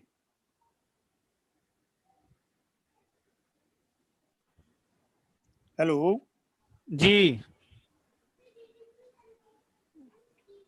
ਸੁਰਿੰਦਰ ਮਚਾਕੀ ਜੀ। ਮਚਾਕੀ ਜੀ ਆਪ ਜੀ ਦੀ ਆਵਾਜ਼ ਨਹੀਂ ਆ ਰਹੀ ਹੈ। ਕੇਰ ਸ਼ਰੀਫ ਜੀ ਹੋਰਾਂ ਨੂੰ ਬੇਨਤੀ ਕਿ ਉਹ ਆਪਣੀ ਗੱਲ ਕਰਨ, ਮਚਾਕੀ ਜੀ ਬਾਅਦ ਵਿੱਚ ਕਰਨਗੇ ਜੀ। ਬੋਤਾ ਸਿੰਘ ਸਰਾਏ ਹੋਰਾਂ ਨੂੰ ਵੀ ਬੇਨਤੀ ਕਰਾਂਗੇ। ਹੈਲੋ ਕੇਰ ਸ਼ਰੀਫ ਜੀ। ਜੀ ਜੀ ਸਤਿ ਸ੍ਰੀ ਅਕਾਲ ਜੀ ਸਾਰਿਆਂ ਨੂੰ। ਬਹੁਤ ਚੰਗੀਆਂ ਗੱਲਾਂ ਕੀਤੀਆਂ ਨੇ ਸਿੱਧੂ ਸਾਹਿਬ ਨੇ, ਜਿਹੜੇ ਨਵੇਂ ਕਾਨੂੰਨ ਆ ਰਹੇ ਆ ਉਹਨਾਂ ਬਾਰੇ ਵੀ, ਤੇ ਜਿਹੜੀ ਸਮੁੱਚੀ ਸਥਿਤੀ ਹੈ ਉਹਦੇ ਬਾਰੇ ਵੀ। ਇੱਕ ਗੱਲ ਪਹਿਲਾਂ ਮੈਂ ਤੁਹਾਡੇ ਸਾਰਿਆਂ ਤੋਂ ਪੁੱਛ ਹੀ ਲਵਾਂ ਕਿ ਪ੍ਰਧਾਨ ਮੰਤਰੀ ਨੇ ਕਰੋਨਾ ਬਾਰੇ ਕਿਹਾ ਸੀਗਾ ਵੀ 21 ਦਿਨਾਂ ਜੰਗ ਜਿੱਤ ਲੈਣੀ ਹੈ। ਇਹ 21 ਦਿਨ ਕਦ ਤੱਕ ਪੂਰੇ ਹੋਣੇ ਆ? ਦੱਸਿਓ ਵੀ ਹੁਣ ਅੱਜ ਕੱਲ੍ਹ ਦਿਨ ਕਿੰਨੇ ਕੁ ਮਹੀਨਿਆਂ ਦਾ ਹੁੰਦਾ ਹੈ। ਦੂਜੀ ਗੱਲ ਕਿ ਕਾਨੂੰਨ ਜਿਹੜੇ ਬਣ ਰਹੇ ਆ ਉਹਦੇ ਨਾਲ ਗੁਲਾਮ ਬਣਾਉਣ ਦਾ ਯਤਨ ਕੀਤਾ ਜਾ ਰਿਹਾ ਮਜ਼ਦੂਰਾਂ ਨੂੰ। ਲੋਕ ਰਾਜ ਵਿੱਚੋਂ ਧੱਕੇ ਨਾਲ ਲੋਕਾਂ ਨੂੰ ਖਾਰਜ ਕੀਤਾ ਜਾ ਰਿਹਾ ਲੋਕ ਰਾਜ ਵਿੱਚ। ਇਹ ਲੋਕ ਰਾਜ ਫਿਰ ਕਿਹਾ ਨਹੀਂ ਜਾ ਸਕਦਾ। ਦੂਜੀ ਗੱਲ ਕਿ ਜਿਹੜੇ ਬਾਹਰਲੇ ਮੁਲਕ ਹੈ, ਯੂਰਪ ਦੇ ਅੰਦਰ ਬਹੁਤ ਸਾਰੀਆਂ ਐਸੀਆਂ ਮਜ਼ਦੂਰ ਜਥੇਬੰਦੀਆਂ ਜਿਹੜੀਆਂ 8 ਘੰਟੇ ਦੀ ਬਜਾਏ 6 ਘੰਟੇ ਦੀ ਦਿਹਾੜੀ ਮੰਗਦੀਆਂ ਕਿ 6 ਘੰਟੇ ਦੀ ਦਿਹਾੜੀ ਕੀਤੀ ਜਾਵੇ, ਪਰ ਜਿਹੜੇ ਉਜਰਤ ਹੈ ਉਹ 8 ਘੰਟੇ ਦੀ ਹੀ ਰਹੇਗੀ। ਕਿਉਂਕਿ ਜਰਮਨ 'ਚ ਮੈਂ ਤੁਹਾਨੂੰ ਇਹਨਾਂ ਦੱਸ ਦਿਆਂ ਕਿ ਸਾਡੇ 35 ਘੰਟੇ ਦਾ ਹਫ਼ਤਾ ਹੈ, ਪਰ ਇਹ 35 ਘੰਟੇ ਦਾ ਹਫ਼ਤਾ ਜਿਸ ਵੇਲੇ ਹੋਇਆ ਉਸ ਵੇਲੇ ਉਜਰਤ 8 ਘੰਟੇ ਦੀ ਹੀ ਰਹੀ ਸੀ। ਇਸੇ ਤਰ੍ਹਾਂ ਜਦੋਂ ਇਹ 30 ਘੰਟੇ ਦਾ ਹਫ਼ਤਾ ਹੋਏਗਾ, ਮਤਲਬ 6 ਘੰਟੇ ਦੀ ਦਿਹਾੜੀ ਹੋਏਗੀ, ਉਸ ਵੇਲੇ ਵੀ ਉਜਰਤ 35 ਘੰਟੇ ਵਾਲੀ ਹੀ ਮੰਗੀ ਜਾ ਰਹੀ ਹੈ। ਇਸ ਕਰਕੇ ਨਾਲ ਦੀ ਨਾਲ ਜਿਹੜੀਆਂ ਸਹੂਲਤਾਂ ਉਹਨਾਂ ਨੂੰ ਵੱਧ ਕਰਨ ਦਾ ਯਤਨ ਕੀਤਾ ਜਾਂਦਾ ਹੈ, ਨਾ ਕਿ ਘਟਾਉਣ ਦਾ ਤਾਂ ਯਤਨ ਕਰਦੇ ਆ, ਪਰ ਮਜ਼ਦੂਰਾਂ ਦੀਆਂ ਜਥੇਬੰਦੀਆਂ, ਆਮ ਲੋਕਾਂ ਦੀਆਂ ਜਥੇਬੰਦੀਆਂ ਜਿਹੜੇ ਸਾਰੇ ਇਕੱਠੇ ਹੋ ਕੇ ਜਦੋਂ ਧੱਕਾ ਲਾਉਂਦੇ ਆ, ਉਦੋਂ ਫਿਰ ਇਹ ਜਿਹੜਾ ਕਾਰਪੋਰੇਟ ਦਾ ਆਪਣਾ ਇਹ ਤਾਂ ਅੰਤਰਰਾਸ਼ਟਰੀ ਜਾਲ ਹੈ, ਉਹ ਅੰਤਰਰਾਸ਼ਟਰੀ ਜਾਲ ਜਿਹੜਾ ਹੈ ਉਸ ਜਾਲ ਵਿੱਚ ਫਸਣੋਂ ਜਦ ਲੋਕ ਬੰਦ ਹੁੰਦੇ ਆ ਤਾਂ ਉਦੋਂ ਲੋਕ ਜੇਤੂ ਹੁੰਦੇ ਆ। ਇੱਥੇ ਤੁਸੀਂ ਇੱਕ ਗੱਲ ਯਾਦ ਰੱਖਿਓ, ਬਰਤੋਲਤ ਬ੍ਰੈਖਟ ਬਹੁਤ ਬੜਾ ਚਿੰਤਕ ਹੋਇਆ, ਨਾਟਕਕਾਰ ਹੋਇਆ, ਉਹਨੇ ਇੱਕ ਗੱਲ ਲਿਖੀ ਸੀਗੀ ਕਿ ਜਿਹੜੇ ਲੋਕ ਸੰਘਰਸ਼ ਕਰਦੇ ਆ ਉਹ ਹਾਰ ਸਕਦੇ ਆ, ਪਰ ਜਿਹੜੇ ਸੰਘਰਸ਼ ਕਰਦੇ ਹੀ ਨਹੀਂ ਉਹ ਪਹਿਲਾਂ ਹੀ ਹਾਰੇ ਹੁੰਦੇ ਆ। ਅੱਜ ਲੋਕ ਸਾਡੇ ਹਾਰ ਨੂੰ ਕਬੂਲ ਨਹੀਂ ਕਰ ਰਹੇ, ਸੰਘਰਸ਼ ਕਰ ਰਹੇ ਆ, ਇਸ ਕਰਕੇ ਇਹਨਾਂ ਦੇ ਜਿੱਤਣ ਦੀ ਪੂਰੀ ਉਮੀਦ ਹੈ ਤੇ ਸਾਡੀਆਂ ਸਾਰੀਆਂ ਹੀ ਜਿਹੜੀਆਂ ਸ਼ੁਭ ਕਾਮਨਾਵਾਂ ਉਹ ਸਾਰੀਆਂ ਦੀਆਂ ਸਾਰੀਆਂ ਉਸ ਕਿਰਤੀ ਜਮਾਤ ਨਾਲ ਨੇ। ਉਮੀਦ ਕਿਸਮ ਦੇ ਲੋਕ ਨੇ ਕਿ ਲੋਕ ਰਾਜ ਜਿੱਤੇ, ਨਾ ਕਿ ਲੋਕ ਰਾਜ ਦੇ ਵਿਰੋਧੀ ਜਿੱਤਣ। ਅੱਜ ਲੋਕ ਰਾਜ ਤੇ ਸਭ ਤੋਂ ਵੱਡਾ ਹਮਲਾ ਹੈ ਉਹ ਮਜ਼ਦੂਰਾਂ ਰਾਹੀਂ ਹੋਵੇ, ਕਿਸਾਨਾਂ ਰਾਹੀਂ ਹੋਵੇ। ਇਹ ਗੱਲ ਸੋਚਣ ਦੀ ਹੈ ਕਿ ਜਿਨ੍ਹਾਂ ਲੋਕਾਂ ਨੂੰ ਚੁਣਿਆ ਸੀਗਾ ਉਹਨਾਂ ਨੂੰ ਤੁਸੀਂ ਵੀ ਆਪ ਜਾ ਕੇ ਕਹਿਣਾ ਹੈ ਕਿ ਭਾਈ ਅਸੀਂ ਤੁਹਾਡੀ ਰਾਇਆ ਹੈ, ਤੁਹਾਡੇ ਹੀ ਲੋਕ ਹੈ ਜਿਨ੍ਹਾਂ ਨੇ ਤੁਹਾਨੂੰ ਵੋਟਾਂ ਪਾ ਕੇ ਚੁਣਿਆ ਹੈ। ਇਹ ਸਾਡੀਆਂ ਮੰਗਾਂ ਨੇ, ਇਹਨਾਂ ਮੰਗਾਂ ਨੂੰ ਪੂਰਾ ਕਰਨਾ ਉਹਨਾਂ ਦੀ ਜ਼ਿੰਮੇਵਾਰੀ ਹੈ। ਚੁਣੀ ਗਈ ਪਾਰਲੀਮੈਂਟ ਦੀ ਜ਼ਿੰਮੇਵਾਰੀ ਹੈ ਕਿ ਉਹ ਲੋਕਾਂ ਦੀ ਆਵਾਜ਼ ਸੁਣੇ, ਕਿਉਂਕਿ ਲੋਕ ਰਾਜ ਵਿੱਚ ਲੋਕਾਂ ਦੀ ਆਵਾਜ਼ ਸਭ ਤੋਂ ਵੱਧ ਹੁੰਦੀ ਹੈ।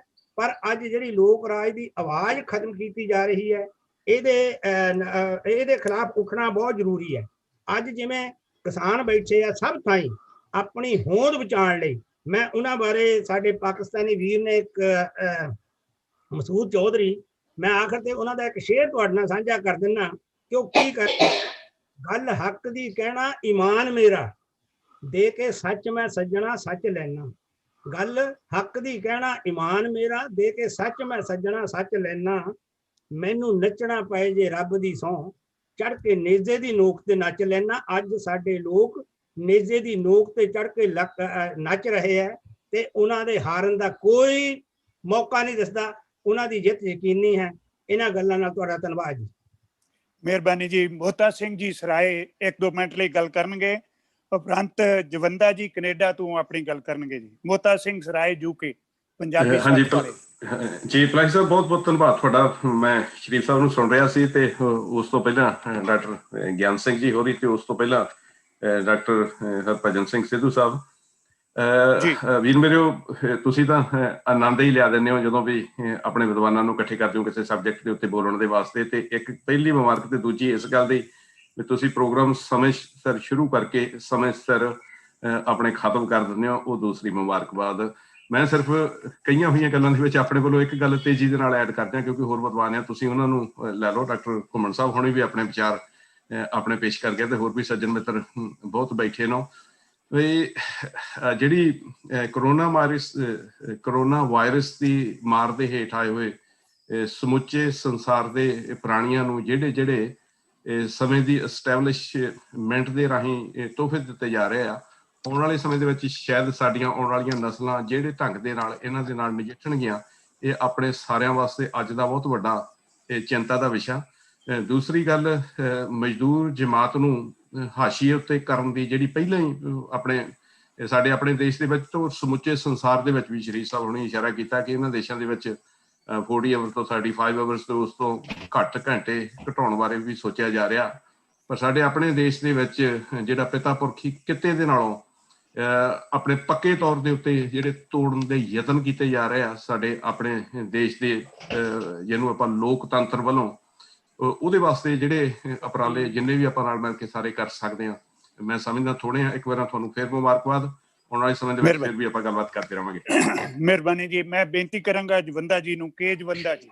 ਡਾਕਟਰ ਐਸਪੀ ਸਿੰਘ ਜੀ ਵੀ ਸਾਡੇ ਵਿਚਕਾਰ ਨੇ, ਸੁਰਿੰਦਰ ਮਚਾਕੀ ਵੀ ਜੁੜ ਚੁੱਕੇ ਨੇ। ਅੱਛਾ ਜੀ, ਠੀਕ ਹੈ ਜੀ। ਮਚਾਕੀ ਜੀ ਨੂੰ ਡਾਕਟਰ ਐਸਪੀ ਸਿੰਘ ਹੁਣਾਂ ਦਾ ਸੁਣਾਂਗੇ ਜੀ। ਜੀ ਜੀ ਜਵੰਦਾ ਜੀ।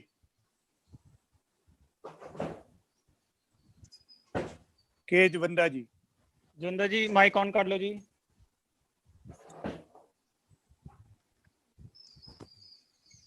ਰਵਿੰਦਰ ਜੋਟ ਹੁਣੇ ਵੀ ਜੁੜੇ ਨੇ ਉਹਨਾਂ ਨੂੰ। ਹਾਂਜੀ ਸਰ। ਹਾਂਜੀ ਹਾਂਜੀ ਹਾਂ ਪਲਾਹੀ ਸਾਹਿਬ, ਮੈਂ ਸੋਚਦਾ ਵੀ ਜੇ ਬਿਲ ਗੇਟਸ ਤੇ ਸਟੀਵ ਜੌਬਸ ਇੰਡੀਆ 'ਚ ਹੁੰਦੇ ਤਾਂ ਸਾਡੀਆਂ ਟ੍ਰੇਡ ਯੂਨੀਅਨਸ ਉਹਨਾਂ ਦਾ ਕੀ ਹਾਲ ਕਰਦੀਆਂ।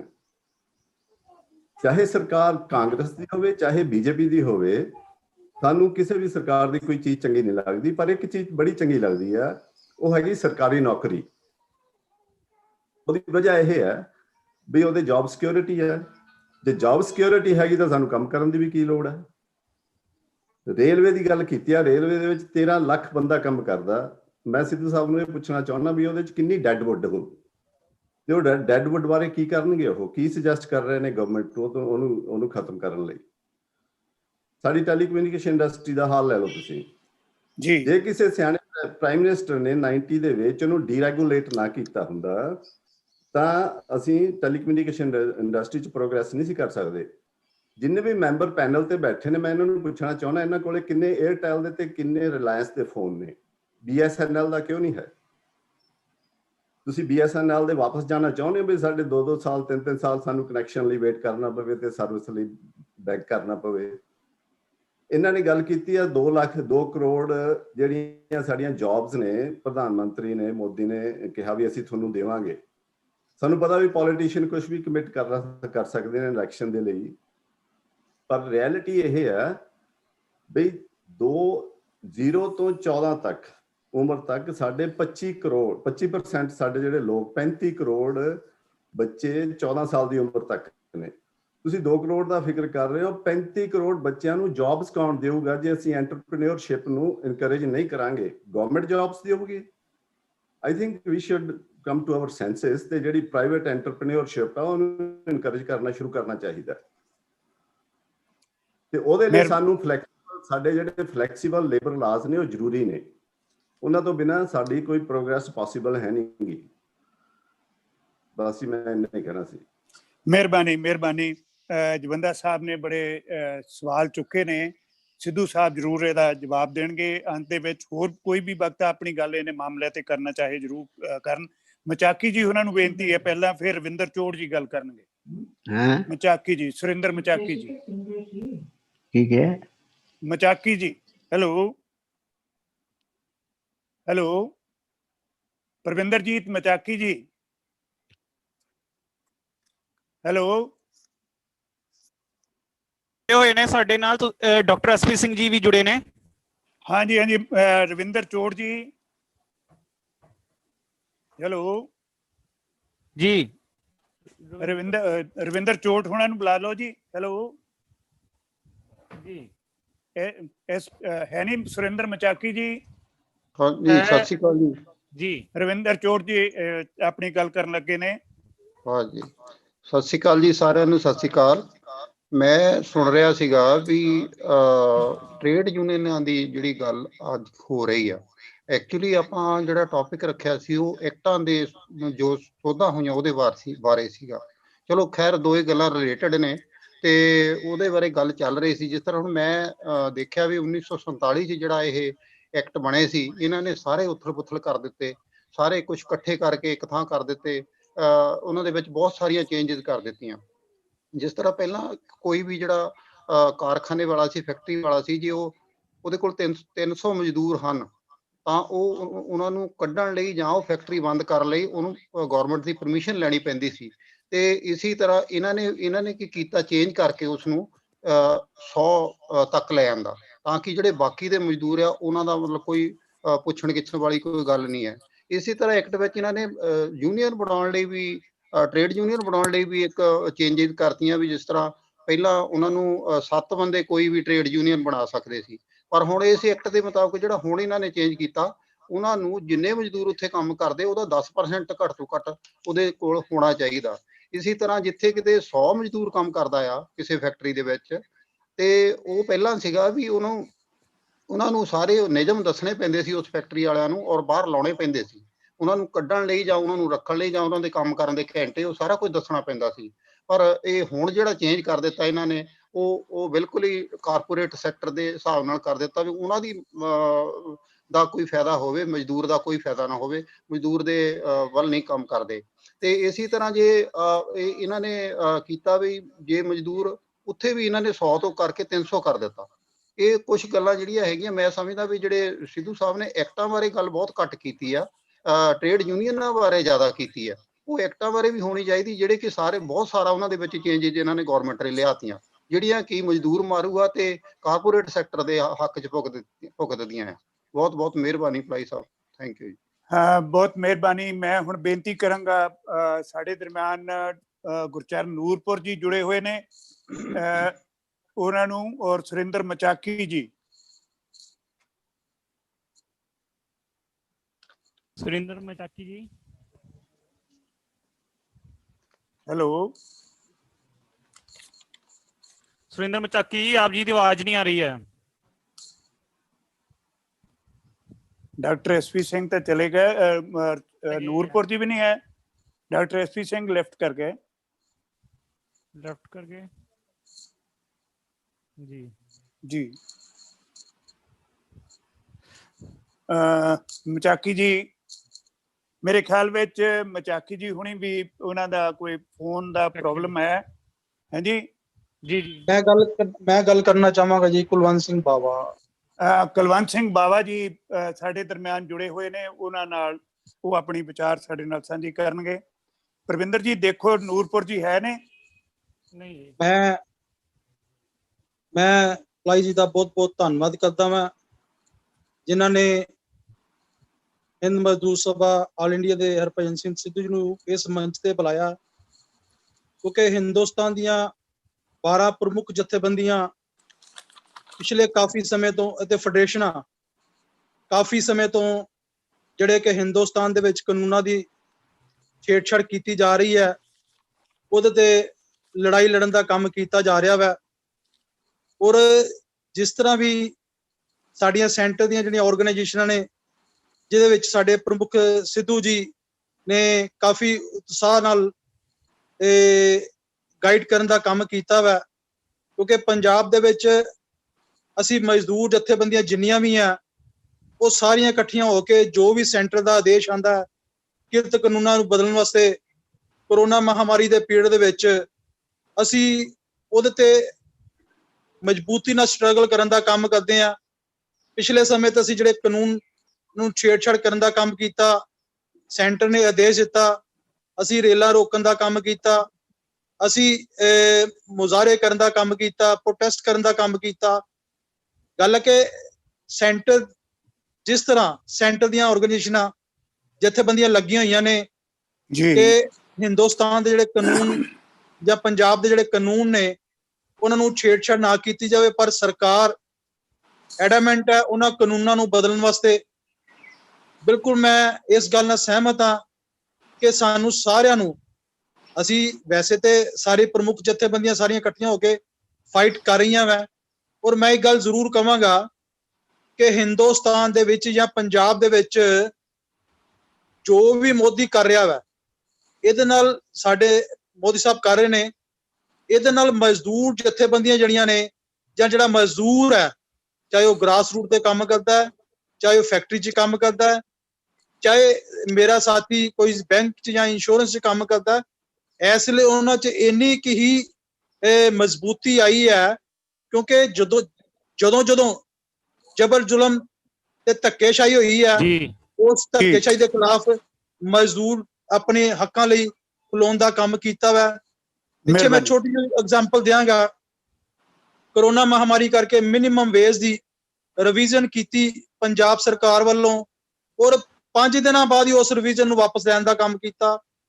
ਫਿਰ 8 ਘੰਟੇ ਤੋਂ 12 ਘੰਟੇ ਦੀ ਡਿਊਟੀ ਕਰਵਾਉਣ ਦਾ ਕੰਮ ਕੀਤਾ। ਇਹੋ ਜਿਹੜੀਆਂ ਗੱਲਾਂ ਆ ਰਹੀਆਂ ਨੇ, ਉਹਦੇ ਤੇ ਅਸੀਂ ਪ੍ਰਮੁੱਖ ਜਥੇਬੰਦੀਆਂ ਰਲ ਕੇ ਫਾਈਟ ਕਰ ਰਹੀਆਂ ਨੇ, ਔਰ ਚਾਹੇ ਜਿਹੜੇ ਟ੍ਰੇਡ ਯੂਨੀਅਨ ਦੇ ਐਕਟ ਚੇਂਜ ਹੋ ਰਹੇ ਉੱਤੇ ਵੀ ਕਰ ਰਹੇ ਆ। ਸੋ ਮੈਂ ਇਹ ਵੀ ਦੱਸਣਾ ਚਾਹਾਂਗਾ ਕਿ ਜਿਵੇਂ ਕਿਸਾਨਾਂ ਦਾ ਧਰਨਾ ਚੱਲ ਰਿਹਾ, ਉਹਦੇ 'ਚ ਵੀ ਸਾਡੀਆਂ ਜਿਹੜੀਆਂ ਸੈਂਟਰ ਦੀਆਂ ਜਥੇਬੰਦੀਆਂ ਨੇ ਉਹਨਾਂ ਵੱਲੋਂ ਇੱਕ ਆਦੇਸ਼ ਸੀ ਕਿ ਤੁਸੀਂ ਜਿੱਥੇ ਜਿੱਥੇ ਵੀ ਹੋ ਉੱਥੇ ਉਹਨਾਂ ਦੀ ਸਪੋਰਟ ਕਰੋ। ਅਸੀਂ ਉੱਥੇ ਵੀ ਪਾਰਟਿਸਿਪੇਟ ਕਰਨ ਦਾ ਕੰਮ ਕੀਤਾ ਜਾ ਰਿਹਾ। ਔਰ ਮੈਂ ਮਿਹਰਬਾਨੀ ਸਰ। ਸਾਡੇ ਵਿੱਚ ਰਣਜੀਤ ਧੀੜ ਜੀ ਤੇ ਡਾਕਟਰ ਐਸਪੀ ਸਿੰਘ ਜੀ ਜੁੜ ਗਏ ਨੇ। ਮੈਂ ਬੇਨਤੀ ਕਰਾਂਗਾ ਡਾਕਟਰ ਐਸਪੀ ਸਿੰਘ ਜੀ ਹੋਰਾਂ ਨੂੰ ਕਿ ਉਹ ਆਪਣੇ 2 ਸ਼ਬਦ ਸਾਡੇ ਨਾਲ ਕਰਨ ਦੀ, ਉਹਨਾਂ ਤੋਂ ਉਪਰੰਤ ਰਣਜੀਤ ਧੀਰ ਜੀ ਗੱਲ ਕਰਨਗੇ। ਫਿਰ ਮੈਂ ਡਾਕਟਰ ਆਪਣੇ ਹਰਭਜਨ ਸਿੰਘ ਹੋਰਾਂ ਨੂੰ ਅਖੀਰ ਦੇ ਵਿੱਚ ਬੇਨਤੀ ਕਰਾਂਗਾ 10 ਮਿੰਟ ਲਈ। ਹੈਲੋ, ਜਗਰੂਪ ਸਿੰਘ ਜੀ ਜੜਖੜ ਵੀ ਜੁੜੇ ਨੇ। ਜੀ SP Singh ji. Hello doctor SP Singh. Hello ਜੀ ਚੱਲ ਰਿਹਾ ਜੀ ਉਹਨਾਂ ਦਾ ਮਾਈਕ। ਜੀ sir. Doctor SP Singh ji. Technical problem ਕਰਕੇ ਸ਼ਾਇਦ ਕੋਈ ਪ੍ਰੋਬਲਮ। ਮੈਂ ਰਣਜੀਤ ਧੀਰ ਜੀ ਹੋਰਾਂ ਨੂੰ ਬੇਨਤੀ ਕਰਾਂਗਾ ਕਿ 1-2 ਮਿੰਟ ਉਹ ਆਪਣੀ ਗੱਲ ਕਰਨ ਜੀ। ਰਣਜੀਤ ਧੀਰ ਜੀ ਯੂਕੇ। ਹਾਂਜੀ ਪਲਾਹੀ ਸਾਹਿਬ ਬਹੁਤ ਬਹੁਤ ਮਿਹਰਬਾਨੀ। ਮੈਂ ਸਿੱਧੂ ਸਾਹਿਬ ਨੂੰ ਬੜੇ ਧਿਆਨ ਨਾਲ ਸੁਣਿਆ ਹੈ ਜੀ, ਤੇ ਦੋ ਤਿੰਨ ਨੁਕਤੇ ਤੁਹਾਡੇ ਸਾਰੇ ਵਿਦਵਾਨ ਦੋਸਤਾਂ ਦੇ ਧਿਆਨ ਵਿੱਚ ਲਿਆਉਣੇ ਚਾਹੁੰਦਾ ਹਾਂ, ਔਰ ਉਹ ਵੀ ਯੂਰਪ ਦੇ ਸੰਦਰਭ ਵਿੱਚ। ਜੀ, ਜਿਸ ਤਰ੍ਹਾਂ ਕਿ ਸ਼ੀਫ ਨੇ ਕਿਹਾ, ਉਹਨਾਂ ਨੇ ਕਿ ਯੂਰਪ ਦੀਆਂ, ਜਰਮਨੀ ਦੀਆਂ ਗੱਲਾਂ ਕੀਤੀਆਂ, ਤੇ ਸਾਡੇ ਇੰਗਲੈਂਡ ਦੇ ਵਿੱਚ ਜਿਹੜਾ ਪਿਛਲੇ 40 ਸਾਲਾਂ ਦਾ ਵਿਕਾਸ ਮਾਡਲ ਹੈ ਉਹ ਫ੍ਰੀ ਮਾਰਕੀਟ ਇਕਨੋਮੀ ਦਾ ਹੈ, ਕੰਪਲੀਟਲੀ ਫ੍ਰੀ ਮਾਰਕੀਟ ਇਕਨੋਮੀ। ਮਿਸਾਲ ਦੇ ਤੌਰ ਤੇ 1979 ਦੇ ਜਦੋਂ ਮਿਸਿਸ ਮਾਰਗਰੇਟ ਥੈਚਰ ਨੇ ਹੁੰਜਾ ਫੇਰ ਮੈਜੋਰਿਟੀ ਦੇ ਨਾਲ ਇਲੈਕਸ਼ਨ ਜਿੱਤੀਆਂ, ਤਾਂ ਉਸ ਤੋਂ ਪਹਿਲਾਂ ਲੇਬਰ ਸਰਕਾਰਾਂ ਵੇਲੇ ਹਰ ਰੋਜ਼ ਹੜਤਾਲਾਂ, ਪਬਲਿਕ ਸੈਕਟਰ ਅੰਡਰਟੇਕਿੰਗ ਦੇ ਵਿੱਚ ਰੋਜ਼ ਪੈਂਦੇ ਘਾਟੇ, ਪੂਅਰ ਸਰਵਿਸ ਡਿਲੀਵਰੀ, ਕਈ ਹੋਰ ਇਹੋ ਜਿਹੀਆਂ ਬਲਾਮਤਾਂ ਸੀ, ਜਿਹਦੇ ਕਰਕੇ ਲੋਕਾਂ ਦੇ ਵਿੱਚ ਮਾਹੌਲ ਬਣਿਆ ਸੀਗਾ ਕਿ ਇਹਦੇ ਬਾਰੇ ਕੁਝ ਚੇਂਜ ਹੋਣੀ ਚਾਹੀਦੀ ਹੈ। ਅੱਜ ਮਿਸਿਸ ਮਾਰਗਰੇਟ ਥੈਚਰ ਨੇ ਸਾਰੀਆਂ ਪਬਲਿਕ ਅੰਡਰਟੇਕਿੰਗ ਜਿਹੜੀਆਂ ਮੇਜਰ ਪਬਲਿਕ ਸੈਕਟਰ ਯੂਟਿਲਿਟੀ ਸਨ, ਗੈਸ, ਬਿਜਲੀ, ਪਾਣੀ, ਕੋਲੇ ਦੀਆਂ ਖਾਨਾਂ, British telecommunications, British Airways, ਉਹਨਾਂ ਨੇ ਉਹ ਪ੍ਰਾਈਵੇਟਾਈਜ਼ ਕਰ ਦਿੱਤੇ। ਇਸ ਤੋਂ ਇਲਾਵਾ ਇਹਨਾਂ ਸਰਕਾਰਾਂ ਨੇ ਇਹੋ ਜਿਹੇ ਕਾਨੂੰਨ ਬਣਾਏ ਜਿਹੜੇ ਕਿ ਮਜ਼ਦੂਰ ਵਿਰੋਧੀ ਕਾਨੂੰਨ ਸਨ। ਕਿ ਕਿਤੇ ਵੀ ਜੇ ਹੜਤਾਲ ਕਰਨੀ ਹੈ ਤਾਂ 50% ਟ੍ਰੇਡ ਯੂਨੀਅਨ ਦੇ ਮੈਂਬਰਾਂ ਦੀ ਸਹਿਮਤੀ ਹੋਣੀ ਜ਼ਰੂਰੀ ਕਰ ਦਿੱਤੀ। ਟ੍ਰੇਡ ਯੂਨੀਅਨ ਬਣਾਉਣ ਵਾਸਤੇ ਹੀ ਕਈ ਸਖਤ ਕਾਨੂੰਨ ਬਣਾ ਦਿੱਤੇ। ਹੜਤਾਲ ਦੇ ਦੌਰਾਨ ਇਹਨੂੰ ਇੱਥੇ ਕਹਿੰਦੇ ਹੁੰਦੇ ਸੈਕੰਡਰੀ ਪਿਕਟਿੰਗ, ਕਿ ਜੇ ਫਰਜ਼ ਕਰੋ ਕਾਰ ਮਜ਼ਦੂਰਾਂ ਦੇ ਫੈਕਟਰੀ ਵਿੱਚ ਪਿਕਟਿੰਗ ਸਰਕਾਰ ਹੋਈ ਹੈ, ਹੜਤਾਲ ਹੋਈ ਹੈ, ਤਾਂ ਬਾਕੀ ਜਿਹੜੇ ਆ ਫੈਕਟਰੀਆਂ ਦੇ ਕੰਮ ਹੈ ਵੀ ਉੱਥੇ ਜਾ ਕੇ ਹੜਤਾਲ ਦੇ ਖਿਲਾਫ ਮੁਜ਼ਾਹਰਾ ਕਰ ਸਕਦੇ ਸੀ। ਇਹ ਸਾਰੀਆਂ ਜਿਹੜੀਆਂ ਸੀਗੀਆਂ ਸਹੂਲਤਾਂ ਇਹ ਮਿਸਿਸ ਥੈਚਰ ਦੀ ਸਰਕਾਰ ਨੇ ਬੰਦ ਕਰ ਦਿੱਤੀਆਂ। ਉਸ ਤੋਂ ਬਾਅਦ 13 ਸਾਲ ਲੇਬਰ ਸਰਕਾਰ ਆਈ, ਟੋਨੀ ਬਲੇਅਰ ਬਰਾਊਨ ਦੀ, ਉਹਨਾਂ ਨੇ ਇਹਨਾਂ ਕਾਨੂੰਨਾਂ ਵਿੱਚ ਕੋਈ ਵੀ ਤਬਦੀਲੀ ਨਹੀਂ ਕੀਤੀ। ਹਾਲਾਂਕਿ ਮੈਂ 1996 ਦੀ ਲੇਬਰ ਕਾਨਫਰੰਸ ਜਾ ਕੇ ਮੈਂ ਖੁਦ ਉੱਥੇ ਬੋਲ ਕੇ ਮੰਗ ਕੀਤੀ ਸੀ ਕਿ ਜਿਹੜੀਆਂ ਪਬਲਿਕ ਯੂਟਿਲਿਟੀਜ਼ ਨੂੰ ਕੰਜ਼ਰਵੇਟਿਵ ਗਵਰਨਮੈਂਟ ਨੇ ਡੀਨੈਸ਼ਨਲਾਈਜ਼ ਕੀਤਾ, we should take them back into public control, ਪਰ ਉਹ ਨਹੀਂ ਹੋਇਆ। ਉਸ ਤੋਂ ਬਾਅਦ ਤਾਂ ਸਗੋਂ ਜਿਹੜੇ ਹੈਗੀ ਹੈ free market economy David Cameron ਵੇਲੇ ਹੁਣ ਤੱਕ ਜਿਹੜੀ ਹੈ ਉਹ ਜਾਰੀ ਹੈ। ਹੁਣ ਹਾਲਾਤ ਇਹ ਨੇ ਭਲਾਈ ਸਾਹਿਬ ਇੱਥੇ ਜੀ, ਪਹਿਲਾਂ ਹਰ ਇੱਕ ਨੂੰ ਟ੍ਰੇਡ ਯੂਨੀਅਨ ਜਿਹੜਾ ਸੀ ਬਣਾਉਣ ਦਾ ਹੱਕ ਹੁੰਦਾ ਸੀ, ਉਹ ਖਤਮ ਕਰ ਦਿੱਤਾ। ਪੈਨਸ਼ਨਾਂ ਦੇ ਵਿੱਚ ਬਹੁਤ ਜਿਹੜਾ ਹੈਗਾ ਘਾਟਾ ਵਾਧਾ ਹੋ ਗਿਆ। ਹੁਣ ਤਾਂ ਕਿਸਮ ਦਾ ਇੱਕ ਧਾਕੜ ਕੈਪੀਟਲਿਜ਼ਮ, ਇੰਟਰਨੈਸ਼ਨਲ ਕੋਆਪਰੇਟ ਕੈਪੀਟਲਿਜ਼ਮ, ਇਹਨਾਂ ਜਿਹੜਾ ਧਾਕੜ ਹੈ ਕਿ ਜਿਹਨੂੰ ਕਿ ਕਿਸੇ ਸਰਕਾਰ ਨੂੰ ਕੰਟਰੋਲ ਕਰਨਾ ਹੀ ਬੜਾ ਮੁਸ਼ਕਲ ਹੈ। ਇਹ ਮੈਂ ਤਾਂ ਤੁਹਾਨੂੰ ਥੋੜਾ ਜਿਹਾ ਡਿਟੇਲ ਦਿੱਤਾ ਹੈ ਕਿਉਂਕਿ ਮੈਂ ਭਾਰਤ ਦੇ ਹਾਲਾਤ ਦੇ ਨਾਲ ਇਹਨੂੰ ਕੰਪੇਅਰ ਕਰਨਾ ਚਾਹੁੰਦਾ। ਮਤਲਬ ਇਹ ਕਿ ਭਾਰਤ ਔਰ ਬਰਤਾਨੀਆ ਦੇ ਜਿਹੜੇ ਸਿਆਸੀ ਢਾਂਚੇ ਹੈ ਔਰ ਸਿਆਸੀ ਪਾਰਟੀਆਂ, ਇਹਨਾਂ ਦੇ ਵਿੱਚ ਕੁਝ ਇਹੋ ਜਿਹੀਆਂ ਗੱਲਾਂ ਸਾਂਝੀਆਂ ਹੈ। ਮਿਸਾਲ ਦੇ ਤੌਰ ਤੇ ਕਿ ਭਾਰਤ ਦੀ ਕਾਂਗਰਸ ਪਾਰਟੀ ਮੋਟੇ ਤੌਰ ਤੇ ਬਰਤਾਨੀਆ ਦੇ ਲੇਬਰ ਪਾਰਟੀ ਦੀਆਂ ਪਾਲਿਸੀਆਂ ਦੇ ਮੁਤਾਬਕ ਹੈ। ਇਸੇ ਤਰ੍ਹਾਂ ਹੀ ਜਿਹੜੀ ਬਰਤਾਨੀਆ ਦੀ ਜਿਹੜੀ ਕੰਜ਼ਰਵੇਟਿਵ ਪਾਰਟੀ ਹੈ, ਉਹਦਾ ਜਿਹੜਾ ਹੈਗਾ ਇਕਨੋਮਿਕ ਫਿਲਾਸਫੀ ਦੇ ਅਨੁਸਾਰ ਉਹ ਬੀਜੇਪੀ ਦੇ ਨਾਲ ਉਹਨਾਂ ਦੀ ਇਕਸੁਰਤਾ ਹੈ। ਤੋ ਇਸ ਕਰਕੇ ਜਿਹੜਾ ਇਹ ਬੀਜੇਪੀ ਸਰਕਾਰ ਇਹ ਕਰ ਰਹੀ ਹੈ, ਉਹਨਾਂ ਦੇ ਐਲਾਨੀਆਂ ਮੈਨੀਫੈਸਟੋ ਵਿੱਚ ਲਿਖਿਆ ਜਾ ਚੁੱਕਿਆ ਸੀ ਕਿ ਉਹ ਜਿਸ ਤਰ੍ਹਾਂ ਆਪਣੇ ਕਿਸੇ ਵਿਦਵਾਨ ਨੇ ਹੁਣ ਦੱਸਿਆ ਸੀਗਾ ਕਿ life insurance corporation of India, air India ਨੂੰ ਵੇਚਣ ਦੀਆਂ ਤਿਆਰੀਆਂ ਹੋ ਰਹੀਆਂ। ਇਹ ਹੋਲਸੇਲ ਮਾਰਕੀਟ ਇਕਨੋਮੀ ਜਿਹੜੀ ਹੈਗੀ ਹੈ ਉਹ ਬੀਜੇਪੀ ਪਾਰਟੀ ਭਾਰਤ ਵਿੱਚ ਲਿਆਉਣਾ ਚਾਹੁੰਦੀ ਹੈ।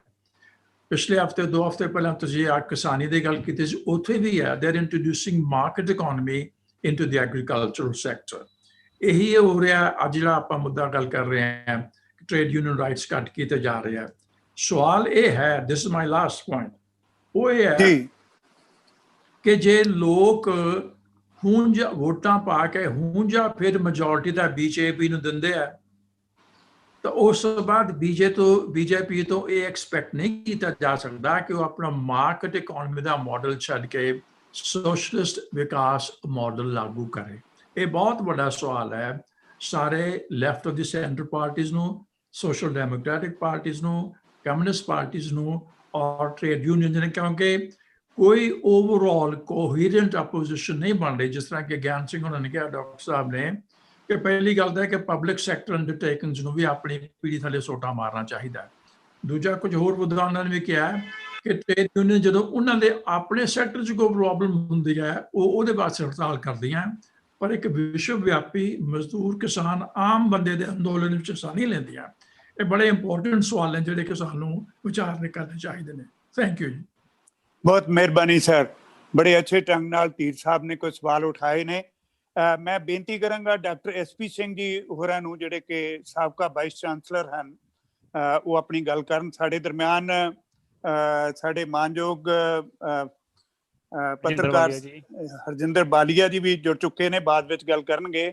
ਮੈਂ ਪਹਿਲਾਂ ਬੇਨਤੀ ਕਰਾਂਗਾ ਡਾਕਟਰ SP ਸਿੰਘ ਜੀ ਹੋਰਾਂ ਨੂੰ 1-2 ਮਿੰਟ ਲਈ ਆਪਣੀ ਗੱਲ ਕਰਨਾ ਚਾਹਣਗੇ ਜੀ। ਹਾਂਜੀ ਹਾਂਜੀ ਭਲਾ ਜੀ, ਧੰਨਵਾਦ। ਇਹ ਇੱਕ ਗੱਲ ਜਿਹੜੀ ਹੈ ਉਹ ਸਪਸ਼ਟ ਤੌਰ ਦੇ ਉੱਤੇ ਹੈ ਕਿ ਟ੍ਰੇਡ ਯੂਨੀਅਨ ਦੀ ਪੋਜ਼ਿਟਿਵ ਔਰ ਨੈਗੇਟਿਵ ਜਿਹੜਾ ਰੋਲ ਹੈ ਇਹ ਆਪਣੇ ਆਪ ਵਿੱਚ ਇੱਕ ਡਿਬੇਟੇਬਲ ਪੁਆਇੰਟ ਹੈ। ਜਿਵੇਂ ਜਵੰਦਾ ਜੀ ਨੇ ਕੁਝ ਗੱਲਾਂ ਕੀਤੀਆਂ ਸਨ ਕਿ ਕੁਝ ਹੱਦ ਤੱਕ ਟ੍ਰੇਡ ਯੂਨੀਅਨ ਵੀ ਕਈ ਥਾਵਾਂ ਦੇ ਉੱਤੇ ਜਿਹੜਾ ਹੈ ਉਹ ਸਾਰਾ ਜਿਹੜਾ ਹੈ ਪਬਲਿਕ ਸਪੋਰਟ ਜਿਹੜੀ ਹੈ ਉਹ ਆਪਣੀ ਲੂਜ਼ ਕਰਨ 'ਚ ਉਹਨਾਂ ਦਾ ਕਈ ਪਾਸੇ ਰੋਲ ਜਿਹੜਾ ਰਿਹਾ ਹੈ, ਜਿਸ ਕਰਕੇ BJP ਗਵਰਨਮੈਂਟ ਨੂੰ ਵੀ ਹੌਸਲਾ ਪੈ ਗਿਆ ਟੱਚ ਕਰਨ। ਪਰ ਨਾਲ ਹੀ ਜਵੰਦਾ ਜੀ ਨੂੰ ਇਹ ਗੱਲ ਯਾਦ ਰੱਖਣੀ ਚਾਹੀਦੀ, ਉਹਨਾਂ ਐਗਜ਼ਾਮਪਲ ਦਿੱਤੀ ਸੀ BSNL ਔਰ ਏਅਰਟੈਲ ਦੀ ਕਿ ਉਹ ਕਿਵੇਂ BSNL ਦਾ ਕਨੈਕਸ਼ਨ ਕੋਈ ਨਹੀਂ ਲੈਂਦਾ। ਜੇਕਰ ਉਹ ਕੈਨੇਡਾ ਤੋਂ ਨੇ, ਮੇਰੇ ਖਿਆਲ ਜਵੰਦਾ ਜੀ, ਕੈਨੇਡਾ ਵਿੱਚ ਵੀ ਇਸ ਵੇਲੇ ਜਿਹੜਾ ਉੱਥੇ ਮੋਬਾਈਲ ਕਨੈਕਸ਼ਨ ਜਿਹੜਾ ਹੈ ਬਹੁਤ ਮਹਿੰਗਾ ਹੈ ਅਤੇ ਬਹੁਤ ਮੁਸ਼ਕਲ ਹੈ। ਔਰ ਇਸ ਕਰਕੇ ਹੈ ਕਿ ਜਿਹੜੇ 4 ਕੰਪਨੀਆਂ ਦੇ ਕੋਲ ਉੱਥੇ ਜਿਹੜਾ ਟੈਲੀਕਮਿਊਨੀਕੇਸ਼ਨ ਦੇ ਉੱਤੇ ਉਹਨਾਂ ਦੀ ਮੋਨੋਪਲੀ ਹੈ, ਉਹਨਾਂ ਨੇ ਪੂਲ ਕਰਕੇ ਇੰਨਾ ਮਹਿੰਗਾ ਕੀਤਾ ਹੈ। ਔਰ ਉੱਥੇ ਕਿਉਂਕਿ ਟ੍ਰੇਡ ਯੂਨੀਅਨਿਜ਼ਮ ਨਹੀਂ ਹੈ ਔਰ ਉਹ ਪ੍ਰਾਈਵੇਟ ਸੈਕਟਰ ਹੈ, ਉਹ ਪ੍ਰਾਈਵੇਟ ਸੈਕਟਰ ਵੀ ਲੋਕਾਂ ਨੂੰ ਉੱਥੇ ਐਕਸਪਲੋਇਟ ਕਰ ਰਿਹਾ। ਸੋ ਕਹਿਣ ਦਾ ਮਤਲਬ ਇਹ ਹੈ ਕਿ ਇੱਕ ਬੈਲੈਂਸ ਜਿਹੜਾ ਹੈ ਉਹ ਲੂਜ਼ ਕੀਤਾ। ਕੈਨੇਡਾ ਵਿੱਚ ਵੀ ਲੂਜ਼ ਹੋਇਆ ਹੈ, ਜਿੱਥੇ ਉੱਥੇ ਪਬਲਿਕ ਸੈਕਟਰ ਨਹੀਂ ਹੈ ਉੱਥੇ ਪ੍ਰਾਈਵੇਟ ਸੈਕਟਰ ਨੇ ਲੋਕਾਂ ਨੂੰ ਜਿੱਥੋਂ ਤੱਕ ਐਕਸਪਲੋਇਟ ਕਰ ਸਕਦੇ ਨੇ ਉਹ ਕਰ ਰਹੇ ਨੇ, ਔਰ ਉੱਥੇ ਟ੍ਰੇਡ ਯੂਨੀਅਨ ਦਾ ਰੋਲ ਜਿਹੜਾ ਉਹ ਕੋਈ ਨਹੀਂ। ਦੂਜੇ ਪਾਸੇ ਜਿੱਥੇ ਬਿਲਕੁਲ ਪਬਲਿਕ ਸੈਕਟਰ ਦੀ ਗੱਲ ਹੈ ਉੱਥੇ ਉਹ ਰਿਸਪੌਂਸਿਬਲ ਪਬਲਿਕ ਸੈਕਟਰ ਵਕਨ ਜਿਹੜੇ ਕੰਮ ਕਰਦੇ ਨੇ ਉੱਥੇ ਰਿਜ਼ਲਟਸ ਪੋਜ਼ਿਟਿਵ ਨੇ।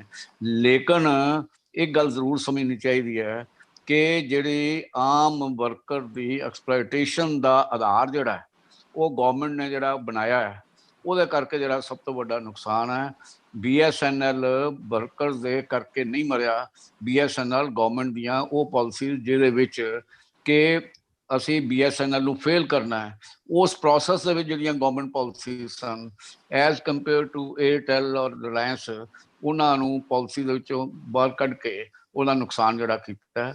ਸੋ ਇਸ ਗੱਲ ਦੇ ਵਿੱਚ ਜ਼ਰੂਰ ਹੈ ਕਿ ਟ੍ਰੇਡ ਯੂਨੀਅਨ ਨੂੰ ਪਬਲਿਕ ਸਿੰਪਥੀ ਲੈਣ ਲਈ ਵਰਕਰ ਨੂੰ, ਐਮਪਲਾਈ ਨੂੰ ਪ੍ਰੋ ਪੀਪਲ ਹੋਣਾ ਚਾਹੀਦਾ ਹੈ, ਔਰ ਦੂਜੇ ਪਾਸੇ ਸਰਕਾਰ ਨੂੰ ਜਿਹੜਾ ਹੈ ਉਹ ਐਮਪਲਾਈ ਦੇ ਇੰਟਰਸਟ ਦੇ ਅਗੇਂਸਟ ਜਿਹੜਾ ਹੈ ਉਹ ਨਜਾਇਜ਼ ਚੱਲਣ ਲਈ ਜਿਹੜਾ ਇੱਕ ਬੈਲੈਂਸ ਬਣਾਉਣ ਦੀ ਲੋੜ ਹੈ। ਜਿਹੜਾ ਬੈਲੈਂਸ ਹੁਣ ਲੂਜ਼ ਹੋ ਰਿਹਾ ਹੈ ਉਹਦੇ ਵਿੱਚ ਜਿਹੜੀ ਹੈ ਉਹ ਪਬਲਿਕ ਸਪੋਰਟ ਕਰਕੇ ਇਸ ਬੈਲੈਂਸ ਨੂੰ ਜਿਹੜਾ ਹੈ ਉਹ ਦੁਬਾਰਾ ਲਿਆਉਣ ਬਾਰੇ ਸੋਚਿਆ ਜਾਣਾ ਚਾਹੀਦਾ। ਸ਼ੁਕਰੀਆ। ਮਿਹਰਬਾਨੀ ਡਾਕਟਰ ਸਾਹਿਬ, ਮਿਹਰਬਾਨੀ। ਡਾਕਟਰ ਹਰਜਿੰਦਰ ਵਾਲੀਆ ਜੀ, ਡਾਕਟਰ ਹਰਜਿੰਦਰ ਵਾਲੀਆ ਜੀ, ਹੈਲੋ ਡਾਕਟਰ ਵਾਲੀਆ ਜੀ, ਹੈਲੋ ਹੈਲੋ ਜੀ। ਜੀ ਸਰ ਜੀ, ਪਲਾਈ ਸਾਹਿਬ, ਸਾਰੇ ਜਿਹੜੇ ਵੀ ਸਾਡੇ ਨਾਲ ਸਰੋਤੇ ਤੇ ਦਰਸ਼ਕ ਜੁੜੇ ਨੇ ਸਭ ਨੂੰ ਸਤਿ ਸ੍ਰੀ ਅਕਾਲ। ਪਲਾਈ ਸਾਹਿਬ, ਅੱਜ ਮੈਂ ਮਾਫੀ ਚਾਹੂੰਗਾ, ਮੈਂ ਸਰੋਤੇ ਦੇ ਤੌਰ ਤੇ ਰਹੂੰਗਾ ਤੁਹਾਡੇ ਨਾਲ। ਮੈਂ ਕੋਈ ਗੱਲ ਕਰੋ ਜੀ, ਮਿਹਰਬਾਨੀ। ਨਹੀਂ, ਮੈਂ ਸੁਣ ਨਹੀਂ ਸਕਿਆ, ਕੋਈ ਟਿੱਪਣੀ ਤੇ ਨਹੀਂ ਕਰ ਸਕਦਾ। ਓਕੇ, ਮਿਹਰਬਾਨੀ ਮਿਹਰਬਾਨੀ ਸਰ, ਬਹੁਤ ਸ਼ੁਕਰੀਆ। ਹੁਣ ਮੈਂ ਬੇਨਤੀ ਕਰਾਂਗਾ ਸਾਡੇ ਮਾਨਯੋਗ ਮੁੱਖ ਬੁਲਾਰੇ ਹਰਭਜਨ ਸਿੰਘ ਜੀ ਸਿੱਧੂ ਹੋਰਾਂ ਨੂੰ ਕਿ ਜਿਹੜੇ ਸਵਾਲ ਉੱਠੇ ਨੇ ਉਹਨਾਂ ਦੇ ਜਵਾਬ ਦੇਣ। ਉਪਰੰਤ ਅਖੀਰ ਦੇ ਵਿੱਚ ਚਰਨਜੀਤ ਸਿੰਘ ਜੀ ਗੁਮਟਾਲਾ, ਡਾਕਟਰ ਸਾਹਿਬ ਸਾਡੇ ਜਿਹੜੇ ਪੈਟਰਨ ਨੇ ਪੰਜਾਬੀ ਕਾਲਮਨਵੀਸ ਪੱਤਰਕਾਰ ਮੰਚ ਤੇ, ਉਹ ਸਭ ਦਾ ਧੰਨਵਾਦ ਕਰਨਗੇ। ਹਰਭਜਨ ਸਿੰਘ ਜੀ ਸਿੱਧੂ ਸਾਹਿਬ। ਥੈਂਕਸ ਜੀ। ਮੇਰੇ ਕਾਫੀ ਸਾਡੇ ਯੂਨੀਅਨ ਦੇ ਜੁੜੇ ਹੋਏ ਸਾਥੀ ਮੈਂ ਦੇਖ ਰਿਹਾ, ਉਹ ਪਰ ਕਿਉਂਕਿ ਪੰਜਾਬੀ ਸਪੀਕਿੰਗ ਨਹੀਂ ਹੈਗੇ, ਪੂਰੇ ਹਿੰਦੁਸਤਾਨ 'ਚ ਸਾਡੀ ਯੂਨੀਅਨ ਹੈਗੀ ਹੈ, ਉਹ ਸਾਰੇ ਸਪੀਕਿੰਗ ਹੈਗੇ ਆ। ਪਰ ਮੈਂ ਇੱਕ ਜਿਹੜਾ ਸਵਾਲ ਕੀਤਾ ਟ੍ਰੇਡ ਯੂਨੀਅਨ ਦੇ ਉੱਤੇ, ਜਵਾਨਦਾ ਜੀ ਨੇ, ਉਹ ਮੇਰੇ ਖਿਆਲ ਵਿਦੇਸ਼ ਤੋਂ ਬੋਲ ਰਹੇ ਸੀਗੇ ਜੀ, ਕੈਨੇਡਾ ਤੋਂ। ਹਾਂ, ਕੈਨੇਡਾ ਤੋਂ ਬੋਲ ਰਹੇ ਸੀ। ਉਹਨਾਂ ਨੇ ਆਪਣਾ ਵਿਊ ਪੁਆਇੰਟ ਰੱਖਿਆ, ਪਰ ਮੈਂ ਉਹਨਾਂ ਦੀ ਜਾਣਕਾਰੀ ਵਾਸਤੇ ਦੱਸਣਾ ਚਾਹੁੰਦਾ ਕਿ ਸਾਡੇ ਹਿੰਦੁਸਤਾਨ 'ਚ ਤਕਰੀਬਨ 50 ਕਰੋੜ ਵਰਕਰ ਹੈ, more than 50 ਕਰੋੜ ਹੈ। ਉਹਦੇ ਚੋਂ ਸਿਰਫ 7% ਹੀ ਆਰਗੇਨਾਈਜ਼ ਸੈਕਟਰ ਹੈਗੇ ਹੈ, 93% ਅਨਆਰਗੇਨਾਈਜ਼ ਸੈਕਟਰ 'ਚ ਵਪਾਰੀਆਂ ਦੇ ਹੱਥ 'ਚ ਹੀ ਹੈਗੇ ਹੈ। ਔਰ ਜਿਹੜਾ ਐਂਟਰਪ੍ਰੀਨਿਓਰ ਜਿਹੜੇ ਹੈਗੇ ਸਾਡੇ ਦੇਸ਼ ਦੇ ਅੰਦਰ, ਉਹ ਕਿਸੇ ਵੀ EMPLOYE ਨੂੰ ਆਪਣਾ EMPLOYE ਕਹਿੰਦੇ ਹੀ ਨਹੀਂ ਹੈ, ਉਹ ਅਪਾਇੰਟਮੈਂਟ ਲੈਟਰ ਹੀ ਨਹੀਂ ਦਿੰਦੇ ਹੈ।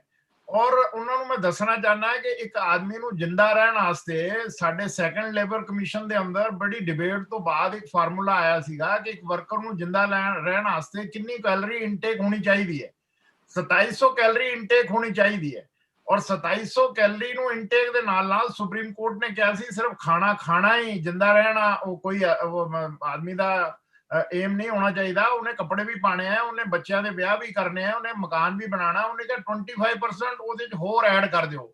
ਉਸ ਗਵਰਨਮੈਂਟ ਫਾਰਮੂਲੇ ਦੇ ਤਹਿਤ ਅੱਜ ਦੀ ਤਾਰੀਖ ਦੇ ਅੰਦਰ 21000 ਰੁਪਇਆ ਮਿਨੀਮਮ ਵੇਜ ਬਣਦਾ ਹੈ। ਮੈਂ ਪ੍ਰਾਈਵੇਟ ਐਂਟਰਪ੍ਰੀਨਰ ਵਾਲਾ ਬੜੀ सम्मान ਨਾਲ ਉਹਨਾਂ ਨੂੰ ਕਹਿਣਾ ਚਾਹੁੰਦਾ, ਜੋ ਉਹਨਾਂ ਨੇ ਗੱਲ ਵੀ ਰੱਖੀ ਹੈ, ਉਹ 8000 ਤੋਂ ਜ਼ਿਆਦਾ ਕੋਈ ਕਿਸੇ ਨੂੰ ਤਨਖਾਹ ਦੇ ਕੇ ਰਾਜੀ ਨਹੀਂ। 12 ਘੰਟੇ ਨੌਕਰੀ ਲੈਣਾ ਚਾਹੁੰਦੇ ਪ੍ਰਾਈਵੇਟ ਸੈਕਟਰ ਦੇ ਅੰਦਰ। 93% ਮਤਲਬ ਕਿ ਸਾਡੇ ਤਕਰੀਬਨ 46 ਕਰੋੜ ਵਰਕਰ ਪ੍ਰਾਈਵੇਟ ਐਂਟਰਪ੍ਰੀਨਰ ਦੀ ਫੈਕਟਰੀਆਂ 'ਚ ਕੰਮ ਕਰ ਰਿਹਾ ਹੈ। ਔਰ ਇੱਕ ਹੋਰ ਸਾਡੇ ਬਹੁਤ ਹੀ ਇੰਪੋਰਟੈਂਟ ਇਸ਼ੂ ਉਹਨਾਂ ਨੇ ਰੇਜ਼ ਕੀਤਾ ਹੈ ਕਿ ਜਿਹੜੇ ਹੁਣੇ 44 ਕਾਨੂੰਨ ਇਹਨਾਂ ਨੇ ਮਰਜ ਕਰਕੇ ਸਿਰਫ 4 ਕੋਡ 'ਚ ਲਿਆ ਹੈ। ਉਹ 4 ਕੋਡ 'ਚ ਲਿਆਉਣ ਵਾਸਤੇ ਹੁਣ ਯੂਨੀਅਨ ਬਣਾਉਣਾ, ਹਰੇਕ 7 ਆਦਮੀ ਪਹਿਲਾਂ ਯੂਨੀਅਨ ਬਣਾਉਂਦੇ ਸੀ, ਹੁਣ ਬਣਾਉਣੀ ਬਹੁਤ ਮੁਸ਼ਕਿਲ ਹੈ। ਹੁਣ ਐਂਟਰਪ੍ਰੀਨਰ ਦੀ ਡਿਮਾਂਡ ਦੇ ਉੱਤੇ ਉਹਨਾਂ ਨੇ ਕਹਿ ਦਿੱਤਾ ਹੈ ਕਿ ਜਿਹੜਾ ਕੋਈ ਫੈਕਟਰੀ ਬੰਦ ਕਰਨਾ ਚਾਹੁੰਦਾ ਹੈ, ਕਿਉਂਕਿ ਸਿਟੀਜ਼ ਦੇ ਅੰਦਰ ਜਿਹੜੀਆਂ ਫੈਕਟਰੀਆਂ ਆ ਗਈਆਂ ਉਹਨਾਂ ਦੀ ਲੈਂਡ ਬੜੀ ਪ੍ਰਾਈਮ ਹੋ ਗਈ ਹੈ, ਤੇ ਉਹ 300 EMPLOYE 100 ਪਹਿਲਾਂ 100 ਦਾ ਸੀਗਾ ਕਿ ਉਹ 100 ਤੋਂ 101 ਹੋਏਗਾ ਤੇ prior approval of government is must ਉਹਨੂੰ ਕਲੋਜ਼ਰ ਵਾਸਤੇ ਤਾਂ ਕਿ ਉਹਦੇ ਸੈਟਲਮੈਂਟ ਵਗੈਰਾ ਵਰਕਰਾਂ ਦੇ ਪ੍ਰੋਪਰ ਹੋ ਜਾਣ। ਪਰੰਤੂ ਹੁਣ ਉਹਨਾਂ ਨੇ ਵਧਾ ਕੇ ਉਹਨੂੰ 300 ਕਰਤਾ ਹੈ।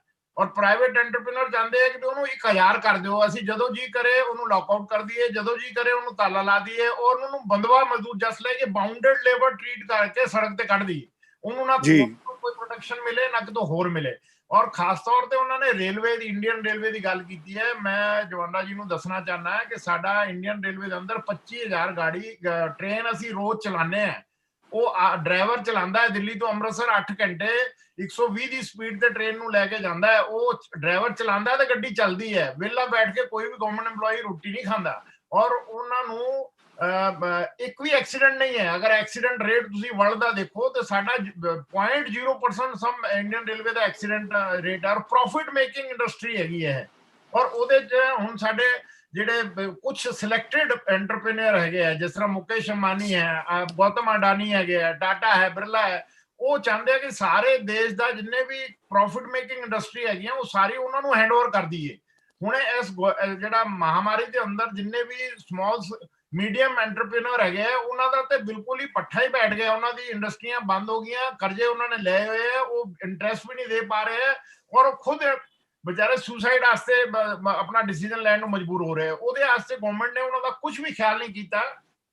ਜੇ ਸਾਨੂੰ ਕੋਈ ਦਿੱਕਤ ਨਹੀਂ ਹੈ, ਪ੍ਰਾਈਵੇਟ ਐਂਟਰਪ੍ਰੀਨਰ ਜਿਹੜਾ ਹੈ ਉਹ ਜ਼ਰੂਰ ਇਮਾਨਦਾਰੀ ਨਾਲ ਵੀ ਤੇ ਕੰਮ ਕਰੇ ਨਾ, ਸਿਰਫ ਵਰਕਰ ਨੂੰ ਲੁੱਟਣ ਦਾ ਬੰਦਵਾ ਮਜ਼ਦੂਰ ਬਣਾ ਕੇ। ਅੰਗਰੇਜ਼ਾਂ ਦੇ ਜ਼ਮਾਨੇ 'ਚ ਸੂਰਜ ਉੱਗੇਗਾ ਤੇ ਸੂਰਜ ਉੱਗਣ ਤੋਂ ਪਹਿਲਾਂ ਡਿਊਟੀ ਸ਼ੁਰੂ ਹੋ ਜਾਏਗੀ, ਸੂਰਜ ਛੁਪਣ ਤੋਂ ਬਾਅਦ ਘਰ ਉਹ ਵਾਪਸ ਜਾਏਗਾ। ਉਹ ਜ਼ਮਾਨਾ ਵਾਪਸ ਲਿਆਉਣ ਦੀ ਕੋਸ਼ਿਸ਼ ਸਰਕਾਰ ਨਾ ਕਰੇ। ਔਰ ਇੱਕ ਬੜਾ ਅੱਛਾ ਸਵਾਲ ਕੀਤਾ ਸੀਗਾ ਸਾਡੇ, ਮੈਂ ਸੁਣਿਆ ਸਾਡੇ ਮਾਨਯੋਗ ਜੋ ਬੋਲ ਰਹੇ ਸੀਗੇ ਕਿ ਲੰਡਨ ਤੋਂ ਜਿਨ੍ਹਾਂ ਨੇ ਗੱਲ ਕੀਤੀ ਹੈ, ਲੰਡਨ ਦੀ ਜਿਹੜੀ ਹੈ ਬਿਲਕੁਲ ਮੈਂ ਉਹਨਾਂ ਨਾਲ ਸਹਿਮਤ ਹਾਂ। 91 'ਚ ਫ੍ਰੀ ਓਪਨ ਮਾਰਕੀਟ ਇਕਨੋਮੀ ਸਾਡੇ ਇੰਡੀਆ 'ਚ ਡਾਕਟਰ ਮਨਮੋਹਨ ਸਿੰਘ ਉਦੋਂ ਵਿੱਤ ਮੰਤਰੀ ਸੀਗੇ ਔਰ ਨਰਸਿਮਹਾ ਰਾਓ ਸਾਡੇ ਪ੍ਰਾਈਮ ਮਿਨਿਸਟਰ ਸੀਗੇ। ਉਹਨਾਂ ਨੇ ਉਸ ਨੂੰ ਪਾਰਲੀਮੈਂਟ ਦੇ ਅੰਦਰ ਅਪਰੂਵ ਕੀਤਾ। ਪਹਿਲਾਂ ਕਾਂਗਰਸ ਵਰਕਿੰਗ ਕਮੇਟੀ ਨੇ ਅਪਰੂਵ ਕੀਤਾ, ਫਿਰ ਪਾਰਲੀਮੈਂਟ 'ਚ ਅਪਰੂਵ ਕੀਤਾ ਔਰ WTO ਦੇ ਮੈਂਬਰ ਬਣ ਗਏ। ਸਾਡੇ ਇੰਡੀਆ ਗਵਰਨਮੈਂਟ ਜਿਹੜੀ ਹੈ WTO ਦਾ ਵਰਲਡ ਟ੍ਰੇਡ ਆਰਗੇਨਾਈਜੇਸ਼ਨ ਦੀ ਮੈਂਬਰ ਬਣੀ। ਦੂਸਰੇ ਦੇਸ਼ ਦੇ ਪ੍ਰੋਡਕਟ ਨੂੰ ਵਿਦਆਊਟ ਐਨੀ ਰੋਕ ਟੋਕ ਸਾਡੇ ਦੇਸ਼ 'ਚ ਆ ਕੇ ਵੇਚੇ, ਪ੍ਰੋਫਿਟ ਕਮਾਏ ਔਰ ਲੈ ਜਾਏ, ਜਾਂ ਇੰਡੀਆ ਦੇ ਅੰਦਰ ਵੀ ਆ ਕੇ ਲੱਗੀਆਂ ਫੈਕਟਰੀਆਂ ਨੂੰ ਖੜੀਆਂ ਨੂੰ ਜਾਂ ਨਵੀਆਂ ਲਾਉਣ। ਔਰ ਸਾਡੇ ਨਵੀਂ ਫੈਕਟਰੀ ਕਿਸੇ ਬਾਹਰ ਦੇ ਵਿਦੇਸ਼ੀ ਪੂੰਜੀ ਨੇ ਨਹੀਂ ਲਗਾਈ। ਸਾਡੀਆਂ ਜਿਹੜੀਆਂ ਲੱਗੀਆਂ ਹੀ ਆ ਬਾਲਕੋ ਕੰਪਨੀ ਹੈ, ਇੱਕ ਜਿਹੜਾ ਐਲੂਮੀਨੀਅਮ ਬਣਾਉਂਦਾ ਹਵਾਈ ਜਹਾਜ਼ ਤੋਂ ਬਣਦਾ ਹੈ, ਉਹਦੀ ਉਹ 525 ਕਰੋੜ ਦੇ ਅੰਦਰ ਵਿਕੀ ਸੀ ਉਹ ਫੈਕਟਰੀ ਸਾਰੀ ਹੈ। ਔਰ ਉਹਦੀ ਇੰਡੀਪੈਂਡੈਂਟ ਅਸੈਸਮੈਂਟ ਹੋਈ ਹੈ, ਉਹ 8000 ਕਰੋੜ ਤੋਂ ਜ਼ਿਆਦਾ ਦੀ ਉਹਦੀ ਐਸੈਟਸ ਹੈਗੀਆਂ। ਇਸ ਤਰ੍ਹਾਂ ਹੀ ਮਾਡਰਨ ਫੂਡ ਜਿਹੜੇ ਹੈ ਉਹਦੇ 22 ਪਲਾਂਟ ਸੀਗੇ, ਉਹ 102 ਕਰੋੜ ਦੀ ਵਿਕੀ ਸੀਗੀ ਉਸ ਟਾਈਮ ਦੇ ਉੱਤਰ ਮਾਨਯ ਅਟਲ ਬਿਹਾਰੀ ਵਾਜਪਾਈ ਜੀ ਦੇ ਟਾਈਮ ਤੇ। ਔਰ ਉਹਦੀ ਟੋਟਲ ਅਸੈਸਮੈਂਟ ਜਿਹੜੀ ਹੋਈ ਸੀ, ਉਹ ਦਿੱਲੀ ਦਾ ਜਿਹੜਾ ਲਾਰੈਂਸ ਰੋਡ ਦਾ ਪਲਾਂਟ ਹੈ ਉਹ 200 ਕਰੋੜ ਰੁਪਏ ਦਾ ਹੈ। ਤੇ ਅਗਰ ਐਂਟਰਪ੍ਰੀਨਰ ਜਿਹੜੇ ਵੱਡੇ ਹੈਗੇ ਆ ਉਹ ਸਾਰੇ ਦੇਸ਼ ਨੂੰ ਆਪਣੇ ਹੱਥ 'ਚ ਕਬਜ਼ੇ 'ਚ ਲੈ ਕੇ ਗਵਰਨਮੈਂਟ ਨੂੰ ਆਪਣੀ ਡਿਕਟੇਸ਼ਨ ਤੇ ਚਲਾਉਣਾ ਚਾਹਣ, ਉਹ ਸਿਰਫ ਗੁਜਰਾਤ ਤੋਂ ਹੀ 2 ਇਸ ਵਕਤ ਹੈਗੇ ਜਿਨ੍ਹਾਂ ਦੇ ਹੈਂਡਓਵਰ ਕਰ ਰਹੇ ਆ ਮੋਦੀ ਜੀ ਸਾਰਾ ਕੁਝ, ਜਿਨ੍ਹਾਂ ਤੋਂ ਉਹਨਾਂ ਨੇ ਇਲੈਕਸ਼ਨ ਦੇ ਅੰਦਰ ਮਦਦ ਲਈ ਹੈ, ਉਹਨਾਂ ਦੇ ਹੀ ਉਹ ਆਸਾਨਾਂ ਨੂੰ ਉਤਾਰਨਾ ਚਾਹ ਰਹੇ ਆ। ਇਹ ਜੋ ਯੂਕੇ ਤੋਂ ਦੀਪ ਜੀ ਨੇ ਜਿਹੜੀਆਂ ਗੱਲਾਂ ਕੀਤੀਆਂ, ਉਹ ਮੈਨੂੰ ਯੂਕੇ ਦੀ ਵੀ ਸਾਰੀ ਟ੍ਰੇਡ ਯੂਨੀਅਨ ਮੂਵਮੈਂਟ ਦਾ ਸਾਰਾ ਪਤਾ ਹੈ। ਉਹ ਬਿਲਕੁਲ ਠੀਕ ਕਹਿ ਰਹੇ ਹੈ। ਓਪਨ ਮਾਰਕੀਟ ਇਕਨੋਮੀ ਦੇ ਅੰਦਰ ਸਾਡੇ ਇੱਥੇ ਵੈਲਕਮ ਕੀਤਾ ਹੈ, ਪਰੰਤੂ ਵਰਕਰ ਨੂੰ ਗੁਲਾਮ ਬਣਾਉਣ ਵਾਸਤੇ ਅਸੀਂ ਵੈਲਕਮ ਨਹੀਂ ਕੀਤਾ ਸੀਗਾ ਕਿ ਸਾਡੇ ਦੇਸ਼ ਦਾ 47 ਕਰੋੜ ਵਰਕਰ ਜਿਹੜਾ ਹੈ ਉਹ ਗੁਲਾਮ ਹੋ ਜਾਏ, ਬਾਉਂਡਡ ਲੇਬਰ ਹੋ ਜਾਏ। ਹੁਣੇ ਇਹ ਜਿਹੜੀ ਗਵਰਨਮੈਂਟ ਹੈ, ਇੱਕ ਹੋਰ ਸਵਾਲ ਕੀਤਾ ਸੀਗਾ ਉਹਨਾਂ ਨੇ ਕਿ ਦੁਬਾਰਾ ਮੋਦੀ ਨੂੰ ਇੰਨੀ ਭਾਰੀ ਬਹੁਮਤ ਤੋਂ ਜਿਤਾ ਕੇ ਜਨਤਾ ਦਿੰਦੀ ਹੈ, ਉਹਦੇ 'ਚ ਤੇ ਰੋਕ ਲੱਗਦੀ ਨਹੀਂ ਹੈ। ਉਹ ਸਿਰਫ ਸਾਡੇ ਦੇਸ਼ ਦੇ ਅੰਦਰ ਪਾਕਿਸਤਾਨ, ਹਿੰਦੁਸਤਾਨ, ਮੁਸਲਮਾਨ, ਹਿੰਦੂ, ਇਸ ਤੇ ਸੁਸਾਇਟੀ ਨੂੰ ਬੜਾ ਸ਼ਾਰਪ ਡਿਵਾਈਡ ਕਰ ਦਿੱਤਾ ਇਹਨਾਂ ਨੇ। ਔਰ ਉਹ ਪਿਛਲਾ ਜਿਹੜਾ ਹੁਣ 19 ਦਾ ਚੁਣਾਵ ਜਿੱਤਿਆ ਹੈ, ਉਹ ਉਹਨਾਂ ਨੂੰ ਪਤਾ ਹੋਣਾ ਚਾਹੀਦਾ ਹੈ ਕਿ ਉਹ ਸਾਡੇ ਪੁਲਵਾਮਾ ਦੇ ਅੰਦਰ ਜਿਹੜਾ ਜਵਾਨਾਂ ਦੇ ਉੱਤੇ ਅਟੈਕ ਹੋਇਆ ਸੀਗਾ, ਜਿਹਦੇ ਅੰਦਰ ਸਾਡੇ 44 ਜਵਾਨ ਮਰ ਗਏ ਸੀਗੇ, ਉਹਨਾਂ ਦੀ ਲਾਸ਼ਾਂ ਦੇ ਉੱਤੇ ਜੋ ਵੀ ਦੇਸ਼ ਦੇ ਅੰਦਰ ਸਿਆਸਤ ਹੋਈ ਹੈ, ਫਿਰ ਬਾਲਾਕੋਟ ਪਾਕਿਸਤਾਨ ਦੇ ਜਾ ਕੇ 에ਅਰ ਅਟੈਕ ਹੋਇਆ, ਉਸ ਦੇ ਉੱਤੇ ਮਾਹੌਲ ਦੇਸ਼ ਦੇ ਅੰਦਰ ਪਾਕਿਸਤਾਨ ਹਿੰਦੁਸਤਾਨ ਬਣਾਇਆ। ਔਰ ਯੂਪੀ ਐਡੀ ਵੱਡੀ ਸਟੇਟ ਹੈ, ਉਹਦੇ ਐਮਪੀ ਦੇ ਇਲੈਕਸ਼ਨ ਦੇ ਅੰਦਰ ਇੱਕ ਵੀ ਮੁਸਲਮਾਨ ਨੂੰ ਇਹਨਾਂ ਨੇ ਟਿਕਟ ਨਹੀਂ ਦਿੱਤੀ। ਹਿੰਦੂ ਵੋਟ ਪੋਲਰਾਈਜ਼ ਕੀਤਾ ਹੈ। ਹਿੰਦੂ ਨੂੰ ਰੋਟੀ ਨਹੀਂ ਮਿਲ ਰਹੀ, ਉਹਨੂੰ ਨੌਕਰੀ ਨਹੀਂ ਮਿਲ ਰਹੀ, ਉਹ ਬੇਰੁਜ਼ਗਾਰ ਹੈ, ਭੁੱਖਾ ਮਰ ਰਿਹਾ ਹੈ, ਪਰੰਤੂ ਹਿੰਦੂ ਮੁਸਲਮਾਨ ਦੇ ਚੱਕਰ ਦੇ ਅੰਦਰ ਵੋਟ ਨੂੰ ਪੋਲਰਾਈਜ਼ ਕਰਕੇ ਦੇਸ਼ ਤੇ ਇਹਨਾਂ ਨੇ ਜਿਹੜਾ ਦੂਸਰਾ ਇਲੈਕਸ਼ਨ ਜਿੱਤਾ ਹੈ, ਉਹਨਾਂ ਦਾ ਸਾਡਾ ਹੋਮ ਮਿਨਿਸਟਰ ਕਹਿੰਦਾ ਅਸੀਂ 50 ਸਾਲ ਤੱਕ ਰਾਜ ਕਰਾਂਗੇ ਅਜੇ। ਪਰ ਜਿਹੜੇ ਸਾਡੇ ਦੇਸ਼ ਦੇ ਨਾਗਰਿਕ ਹੈ ਉਹ ਇਸ ਚੀਜ਼ ਨੂੰ ਸਮਝ ਰਹੇ ਹੈ। ਸਾਡਾ ਪੂਰਾ ਪ੍ਰਯਾਸ ਹੈ, ਅਸੀਂ ਬਿਲਕੁਲ ਵੀ ਸਟ੍ਰਾਈਕ ਦੇ ਫੇਵਰ 'ਚ ਨਹੀਂ ਹੈ। We are Indian. ਸਾਡੇ ਬਜ਼ੁਰਗਾਂ ਨੇ ਦੇਸ਼ ਨੂੰ ਆਜ਼ਾਦ ਕਰਾਉਣ ਵਾਸਤੇ ਕੁਰਬਾਨੀਆਂ ਕੀਤੀਆਂ ਤੇ ਅਸੀਂ ਦੇਸ਼ ਨੂੰ ਬਰਬਾਦ ਨਹੀਂ ਕਰਨਾ ਚਾਹੁੰਦੇ। ਪਰੰਤੂ ਹੁਣ ਦੇਸ਼ ਦੀ GDP ਜਿਹੜੀ ਹੈ, ਜੋ ਕਹਿ ਰਹੇ ਸੀਗੇ ਕਿ 5 ਟ੍ਰਿਲੀਅਨ ਦੀ ਸਾਡੀ ਇਕਨੋਮੀ ਹੋ ਜਾਏਗੀ, ਵਰਲਡ ਦੇ ਅੰਦਰ ਅਸੀਂ ਤੀਸਰੇ ਨੰਬਰ ਤੇ ਆ ਜਾਾਂਗੇ, ਉਹ ਹੁਣ 23.9% ਤੇ ਜਾ ਕੇ ਥੱਲੇ ਮਾਈਨਸ ਚਲੀ ਗਈ ਹੈ। ਉਹ ਕਦੋਂ ਅਪ ਹੋਏਗੀ ਉਹਦੇ ਉੱਤੇ ਕੋਈ ਬਹਿਸ ਨਹੀਂ ਹੁੰਦੀ। ਪਰ ਔਰ ਦੇਸ਼ ਦੀ ਗਵਰਨਮੈਂਟ ਕਿਸੇ ਵੀ ਨਾ ਕਿਸਾਨ ਨਾਲ ਗੱਲ ਕਰ ਰਹੀ ਹੈ, ਨਾ ਮਜ਼ਦੂਰ ਨਾਲ ਗੱਲ ਕਰ ਰਹੀ ਹੈ, ਨਾ ਕੋਈ ਛੋਟੇ ਸਮਾਲ ਸਕੇਲ ਐਂਟਰਪ੍ਰੀਨਰ ਨਾਲ ਗੱਲ ਕਰ ਰਹੀ ਹੈ। ਉਹ ਆਪਣੇ ਏਜੰਡੇ ਦੇ ਮੁਤਾਬਿਕ ਚੱਲ ਰਹੀ ਹੈ। ਔਰ ਮੈਂ ਸਮਝਦਾ ਹਾਂ ਕਿ ਸਾਡੇ ਇੰਡੀਆ ਵਾਸਤੇ ਬਹੁਤ ਹੀ ਖਤਰਨਾਕ ਪਾਲਿਸੀਜ਼ ਹੈ ਜਿਹੜੀ ਇਹ ਗਵਰਨਮੈਂਟ ਚਲਾ ਰਹੀ ਹੈ। ਨਾ ਮੈਂ ਕਹਿਣਾ ਚਾਹੁੰਦਾ, ਹੋਰ ਕੋਈ ਅਗਰ ਪੁੱਛਣਗੇ ਤੇ ਮੈਂ ਉਹਦਾ ਵੀ ਜਵਾਬ ਦੇ ਦੇਵਾਂਗਾ। ਮਿਹਰਬਾਨੀ ਜੀ। ਮੈਂ ਹੁਣ ਬੇਨਤੀ ਕਰਾਂਗਾ ਸਾਡੇ ਮਾਨਯੋਗ ਗਮਟਾਲਾ ਜੀ ਨੂੰ ਕਿ ਉਹ ਸਾਨੂੰ ਸਰਪ੍ਰਸਤੀ ਦੇਣ, ਔਰ ਅਖੀਰ ਦੇ ਵਿੱਚ ਸਾਡੇ ਗਿਆਨ ਸਿੰਘ ਜੀ DPRO ਸਾਹਿਬ ਸਭ ਦਾ ਧੰਨਵਾਦ ਕਰਨਗੇ। ਗਮਟਾਲਾ ਜੀ ਸਿਰਫ ਅੱਧੇ ਕੁ ਮਿੰਟ ਲਈ ਸਾਨੂੰ ਸਰਪ੍ਰਸਤੀ ਦੇਣ ਜੀ। ਹਾਂ, ਬਹੁਤ ਵਧੀਆ ਜੀ, ਬਹੁਤ ਵਧੀਆ ਪ੍ਰੋਗਰਾਮ ਜੀ, ਇਹ ਬੁਲਾਰੇ ਬੜੇ ਵਧੀਆ ਨੇ। ਤੇ ਮੈਂ ਇੱਕ ਬੇਨਤੀ ਕਰਨੀ, ਇੱਕ ਇਹਨਾਂ ਦਾ ਫੋਨ ਨੰਬਰ ਦੇ ਦਿਓ ਸਾਨੂੰ, ਜਿਹੜਾ ਬੁਲਾਰਾ ਆਉਂਦਾ ਨਾ ਜੀ, ਉਹਦਾ ਫੋਨ ਨੰਬਰ ਦੇ ਦਿਓ, ਅਸੀਂ ਬਾਅਦ ਚ ਗੱਲਾਂ ਬਾਤਾਂ ਕਰਦੇ ਰਹੀਏ। ਮਿਹਰਬਾਨੀ ਜੀ, ਭਲਾਈ ਸਾਹਿਬ ਬਹੁਤ ਧੰਨਵਾਦ ਤੁਹਾਡਾ, ਸਾਰਿਆਂ ਦਾ ਧੰਨਵਾਦ। ਹਾਂ ਜੀ, ਮਿਹਰਬਾਨੀ ਜੀ। ਮੈਂ ਬੇਨਤੀ ਕਰਾਂਗਾ ਗਿਆਨ ਸਿੰਘ ਜੀ DPRO ਸਾਹਿਬ ਨੂੰ ਕਿ ਉਹ ਸਭ ਦਾ ਧੰਨਵਾਦ ਕਰਨ ਜੀ। DPRO ਗਿਆਨ ਸਿੰਘ ਜੀ। ਸਾਰਿਆਂ ਨੂੰ ਹੀ ਸਤਿ ਸ੍ਰੀ ਅਕਾਲ। ਮੇਰੀ ਆਵਾਜ਼ ਆ ਰਹੀ ਹੈ ਜੀ? ਜੀ ਜੀ ਆਉਂਦੀ ਹੈ ਜੀ। ਅੱਜ ਜੋ ਸਰਦਾਰ ਹਰਭਜਨ ਸਿੰਘ ਸਿੱਧੂ ਉਹਨਾਂ ਨੇ ਇਸ਼ੂ ਉਠਾਇਆ ਸੀ ਕਰੋਨਾ ਦੇ ਦੌਰਾਨ, ਜਿਹੜੇ ਕਾਨੂੰਨ ਬਣਾਏ ਗਏ ਨੇ, ਉਹਨਾਂ ਦਾ ਖੁਦ ਹੋਏ ਕਿਰਤ ਕਾਨੂੰਨਾਂ ਦਾ ਕਿਰਤੀਆਂ ਦੇ ਉੱਤੇ ਜਿਹੜਾ ਪ੍ਰਭਾਵ ਪੈਣਾ ਹੈ, ਉਹ ਬਹੁਤ ਗਹਿਰਾ ਪ੍ਰਭਾਵ ਪਿਆ। ਇਸੇ ਕਰਕੇ ਜਿਵੇਂ ਕਹਿੰਦੇ ਜਵੇ ਬਾਣ ਲੱਗ ਗਏ ਤਵੇ ਰੋਸ ਜਾਗੇ, ਇਸੇ ਕਰਕੇ ਸਾਰੇ ਦੇਸ਼ ਦੇ ਅੰਦਰ ਹਲਚਲ ਮੱਚੀ ਹੋਈ ਹੈ। ਚਾਹੇ ਕਿਸਾਨ ਹੈ, ਚਾਹੇ ਮਜ਼ਦੂਰ ਹੈ, ਸਾਰੇ ਆਪਣੇ ਆਪਣੇ ਹੱਕਾਂ ਦੇ ਲਈ ਜੂਝ ਰਹੇ ਹਨ। ਇਹਦੇ ਉੱਤੇ ਵੱਖ-ਵੱਖ ਦੇਸ਼ਾਂ ਵਿੱਚੋਂ ਸਾਡੇ ਪੱਤਰਕਾਰ ਕੌਮੀ ਮੰਚ ਦੇ ਜਿਹੜੇ ਮੈਂਬਰਾਂ ਨੇ ਬਹੁਤ ਵਧੀਆ ਸੁਝਾਅ ਰੱਖੇ ਤੇ ਖਾਸ ਤੌਰ ਤੇ ਹਰਭਜਨ ਸਿੰਘ ਸਿੱਧੂ ਨੇ ਜਿਸ ਤਰ੍ਹਾਂ ਡਿਟੇਲ ਦੇ ਵਿੱਚ ਪੂਰਾ ਵਿਸਤਾਰ ਦੱਸਿਆ ਕਿ ਕਿਵੇਂ ਕਿਰਤੀਆਂ ਦਾ ਸ਼ੋਸ਼ਣ ਹੋ ਰਿਹਾ, ਸਾਡੇ ਕਿੰਨੇ 49 ਕਰੋੜ ਦੇ ਤੋਂ ਕਰੀਬ ਜਿਹੜੇ ਮਜ਼ਦੂਰ ਜਿਹੜੇ ਅਫੈਕਟ ਹੋ ਰਹੇ ਨੇ, ਕਿਵੇਂ ਸਾਡੇ ਐਕਸਪਲਾਈਟੇਸ਼ਨ ਹੋ ਰਹੀਆਂ, ਵੱਡੇ ਅਦਾਰੇ ਜਿਹੜੇ ਹੈਗੇ ਆ ਉਹ ਲੁੱਟਣ ਦੀ ਕੋਸ਼ਿਸ਼ ਕਰ ਰਹੇ ਨੇ, ਪ੍ਰਾਈਵੇਟ ਸਟੇਸ਼ਨ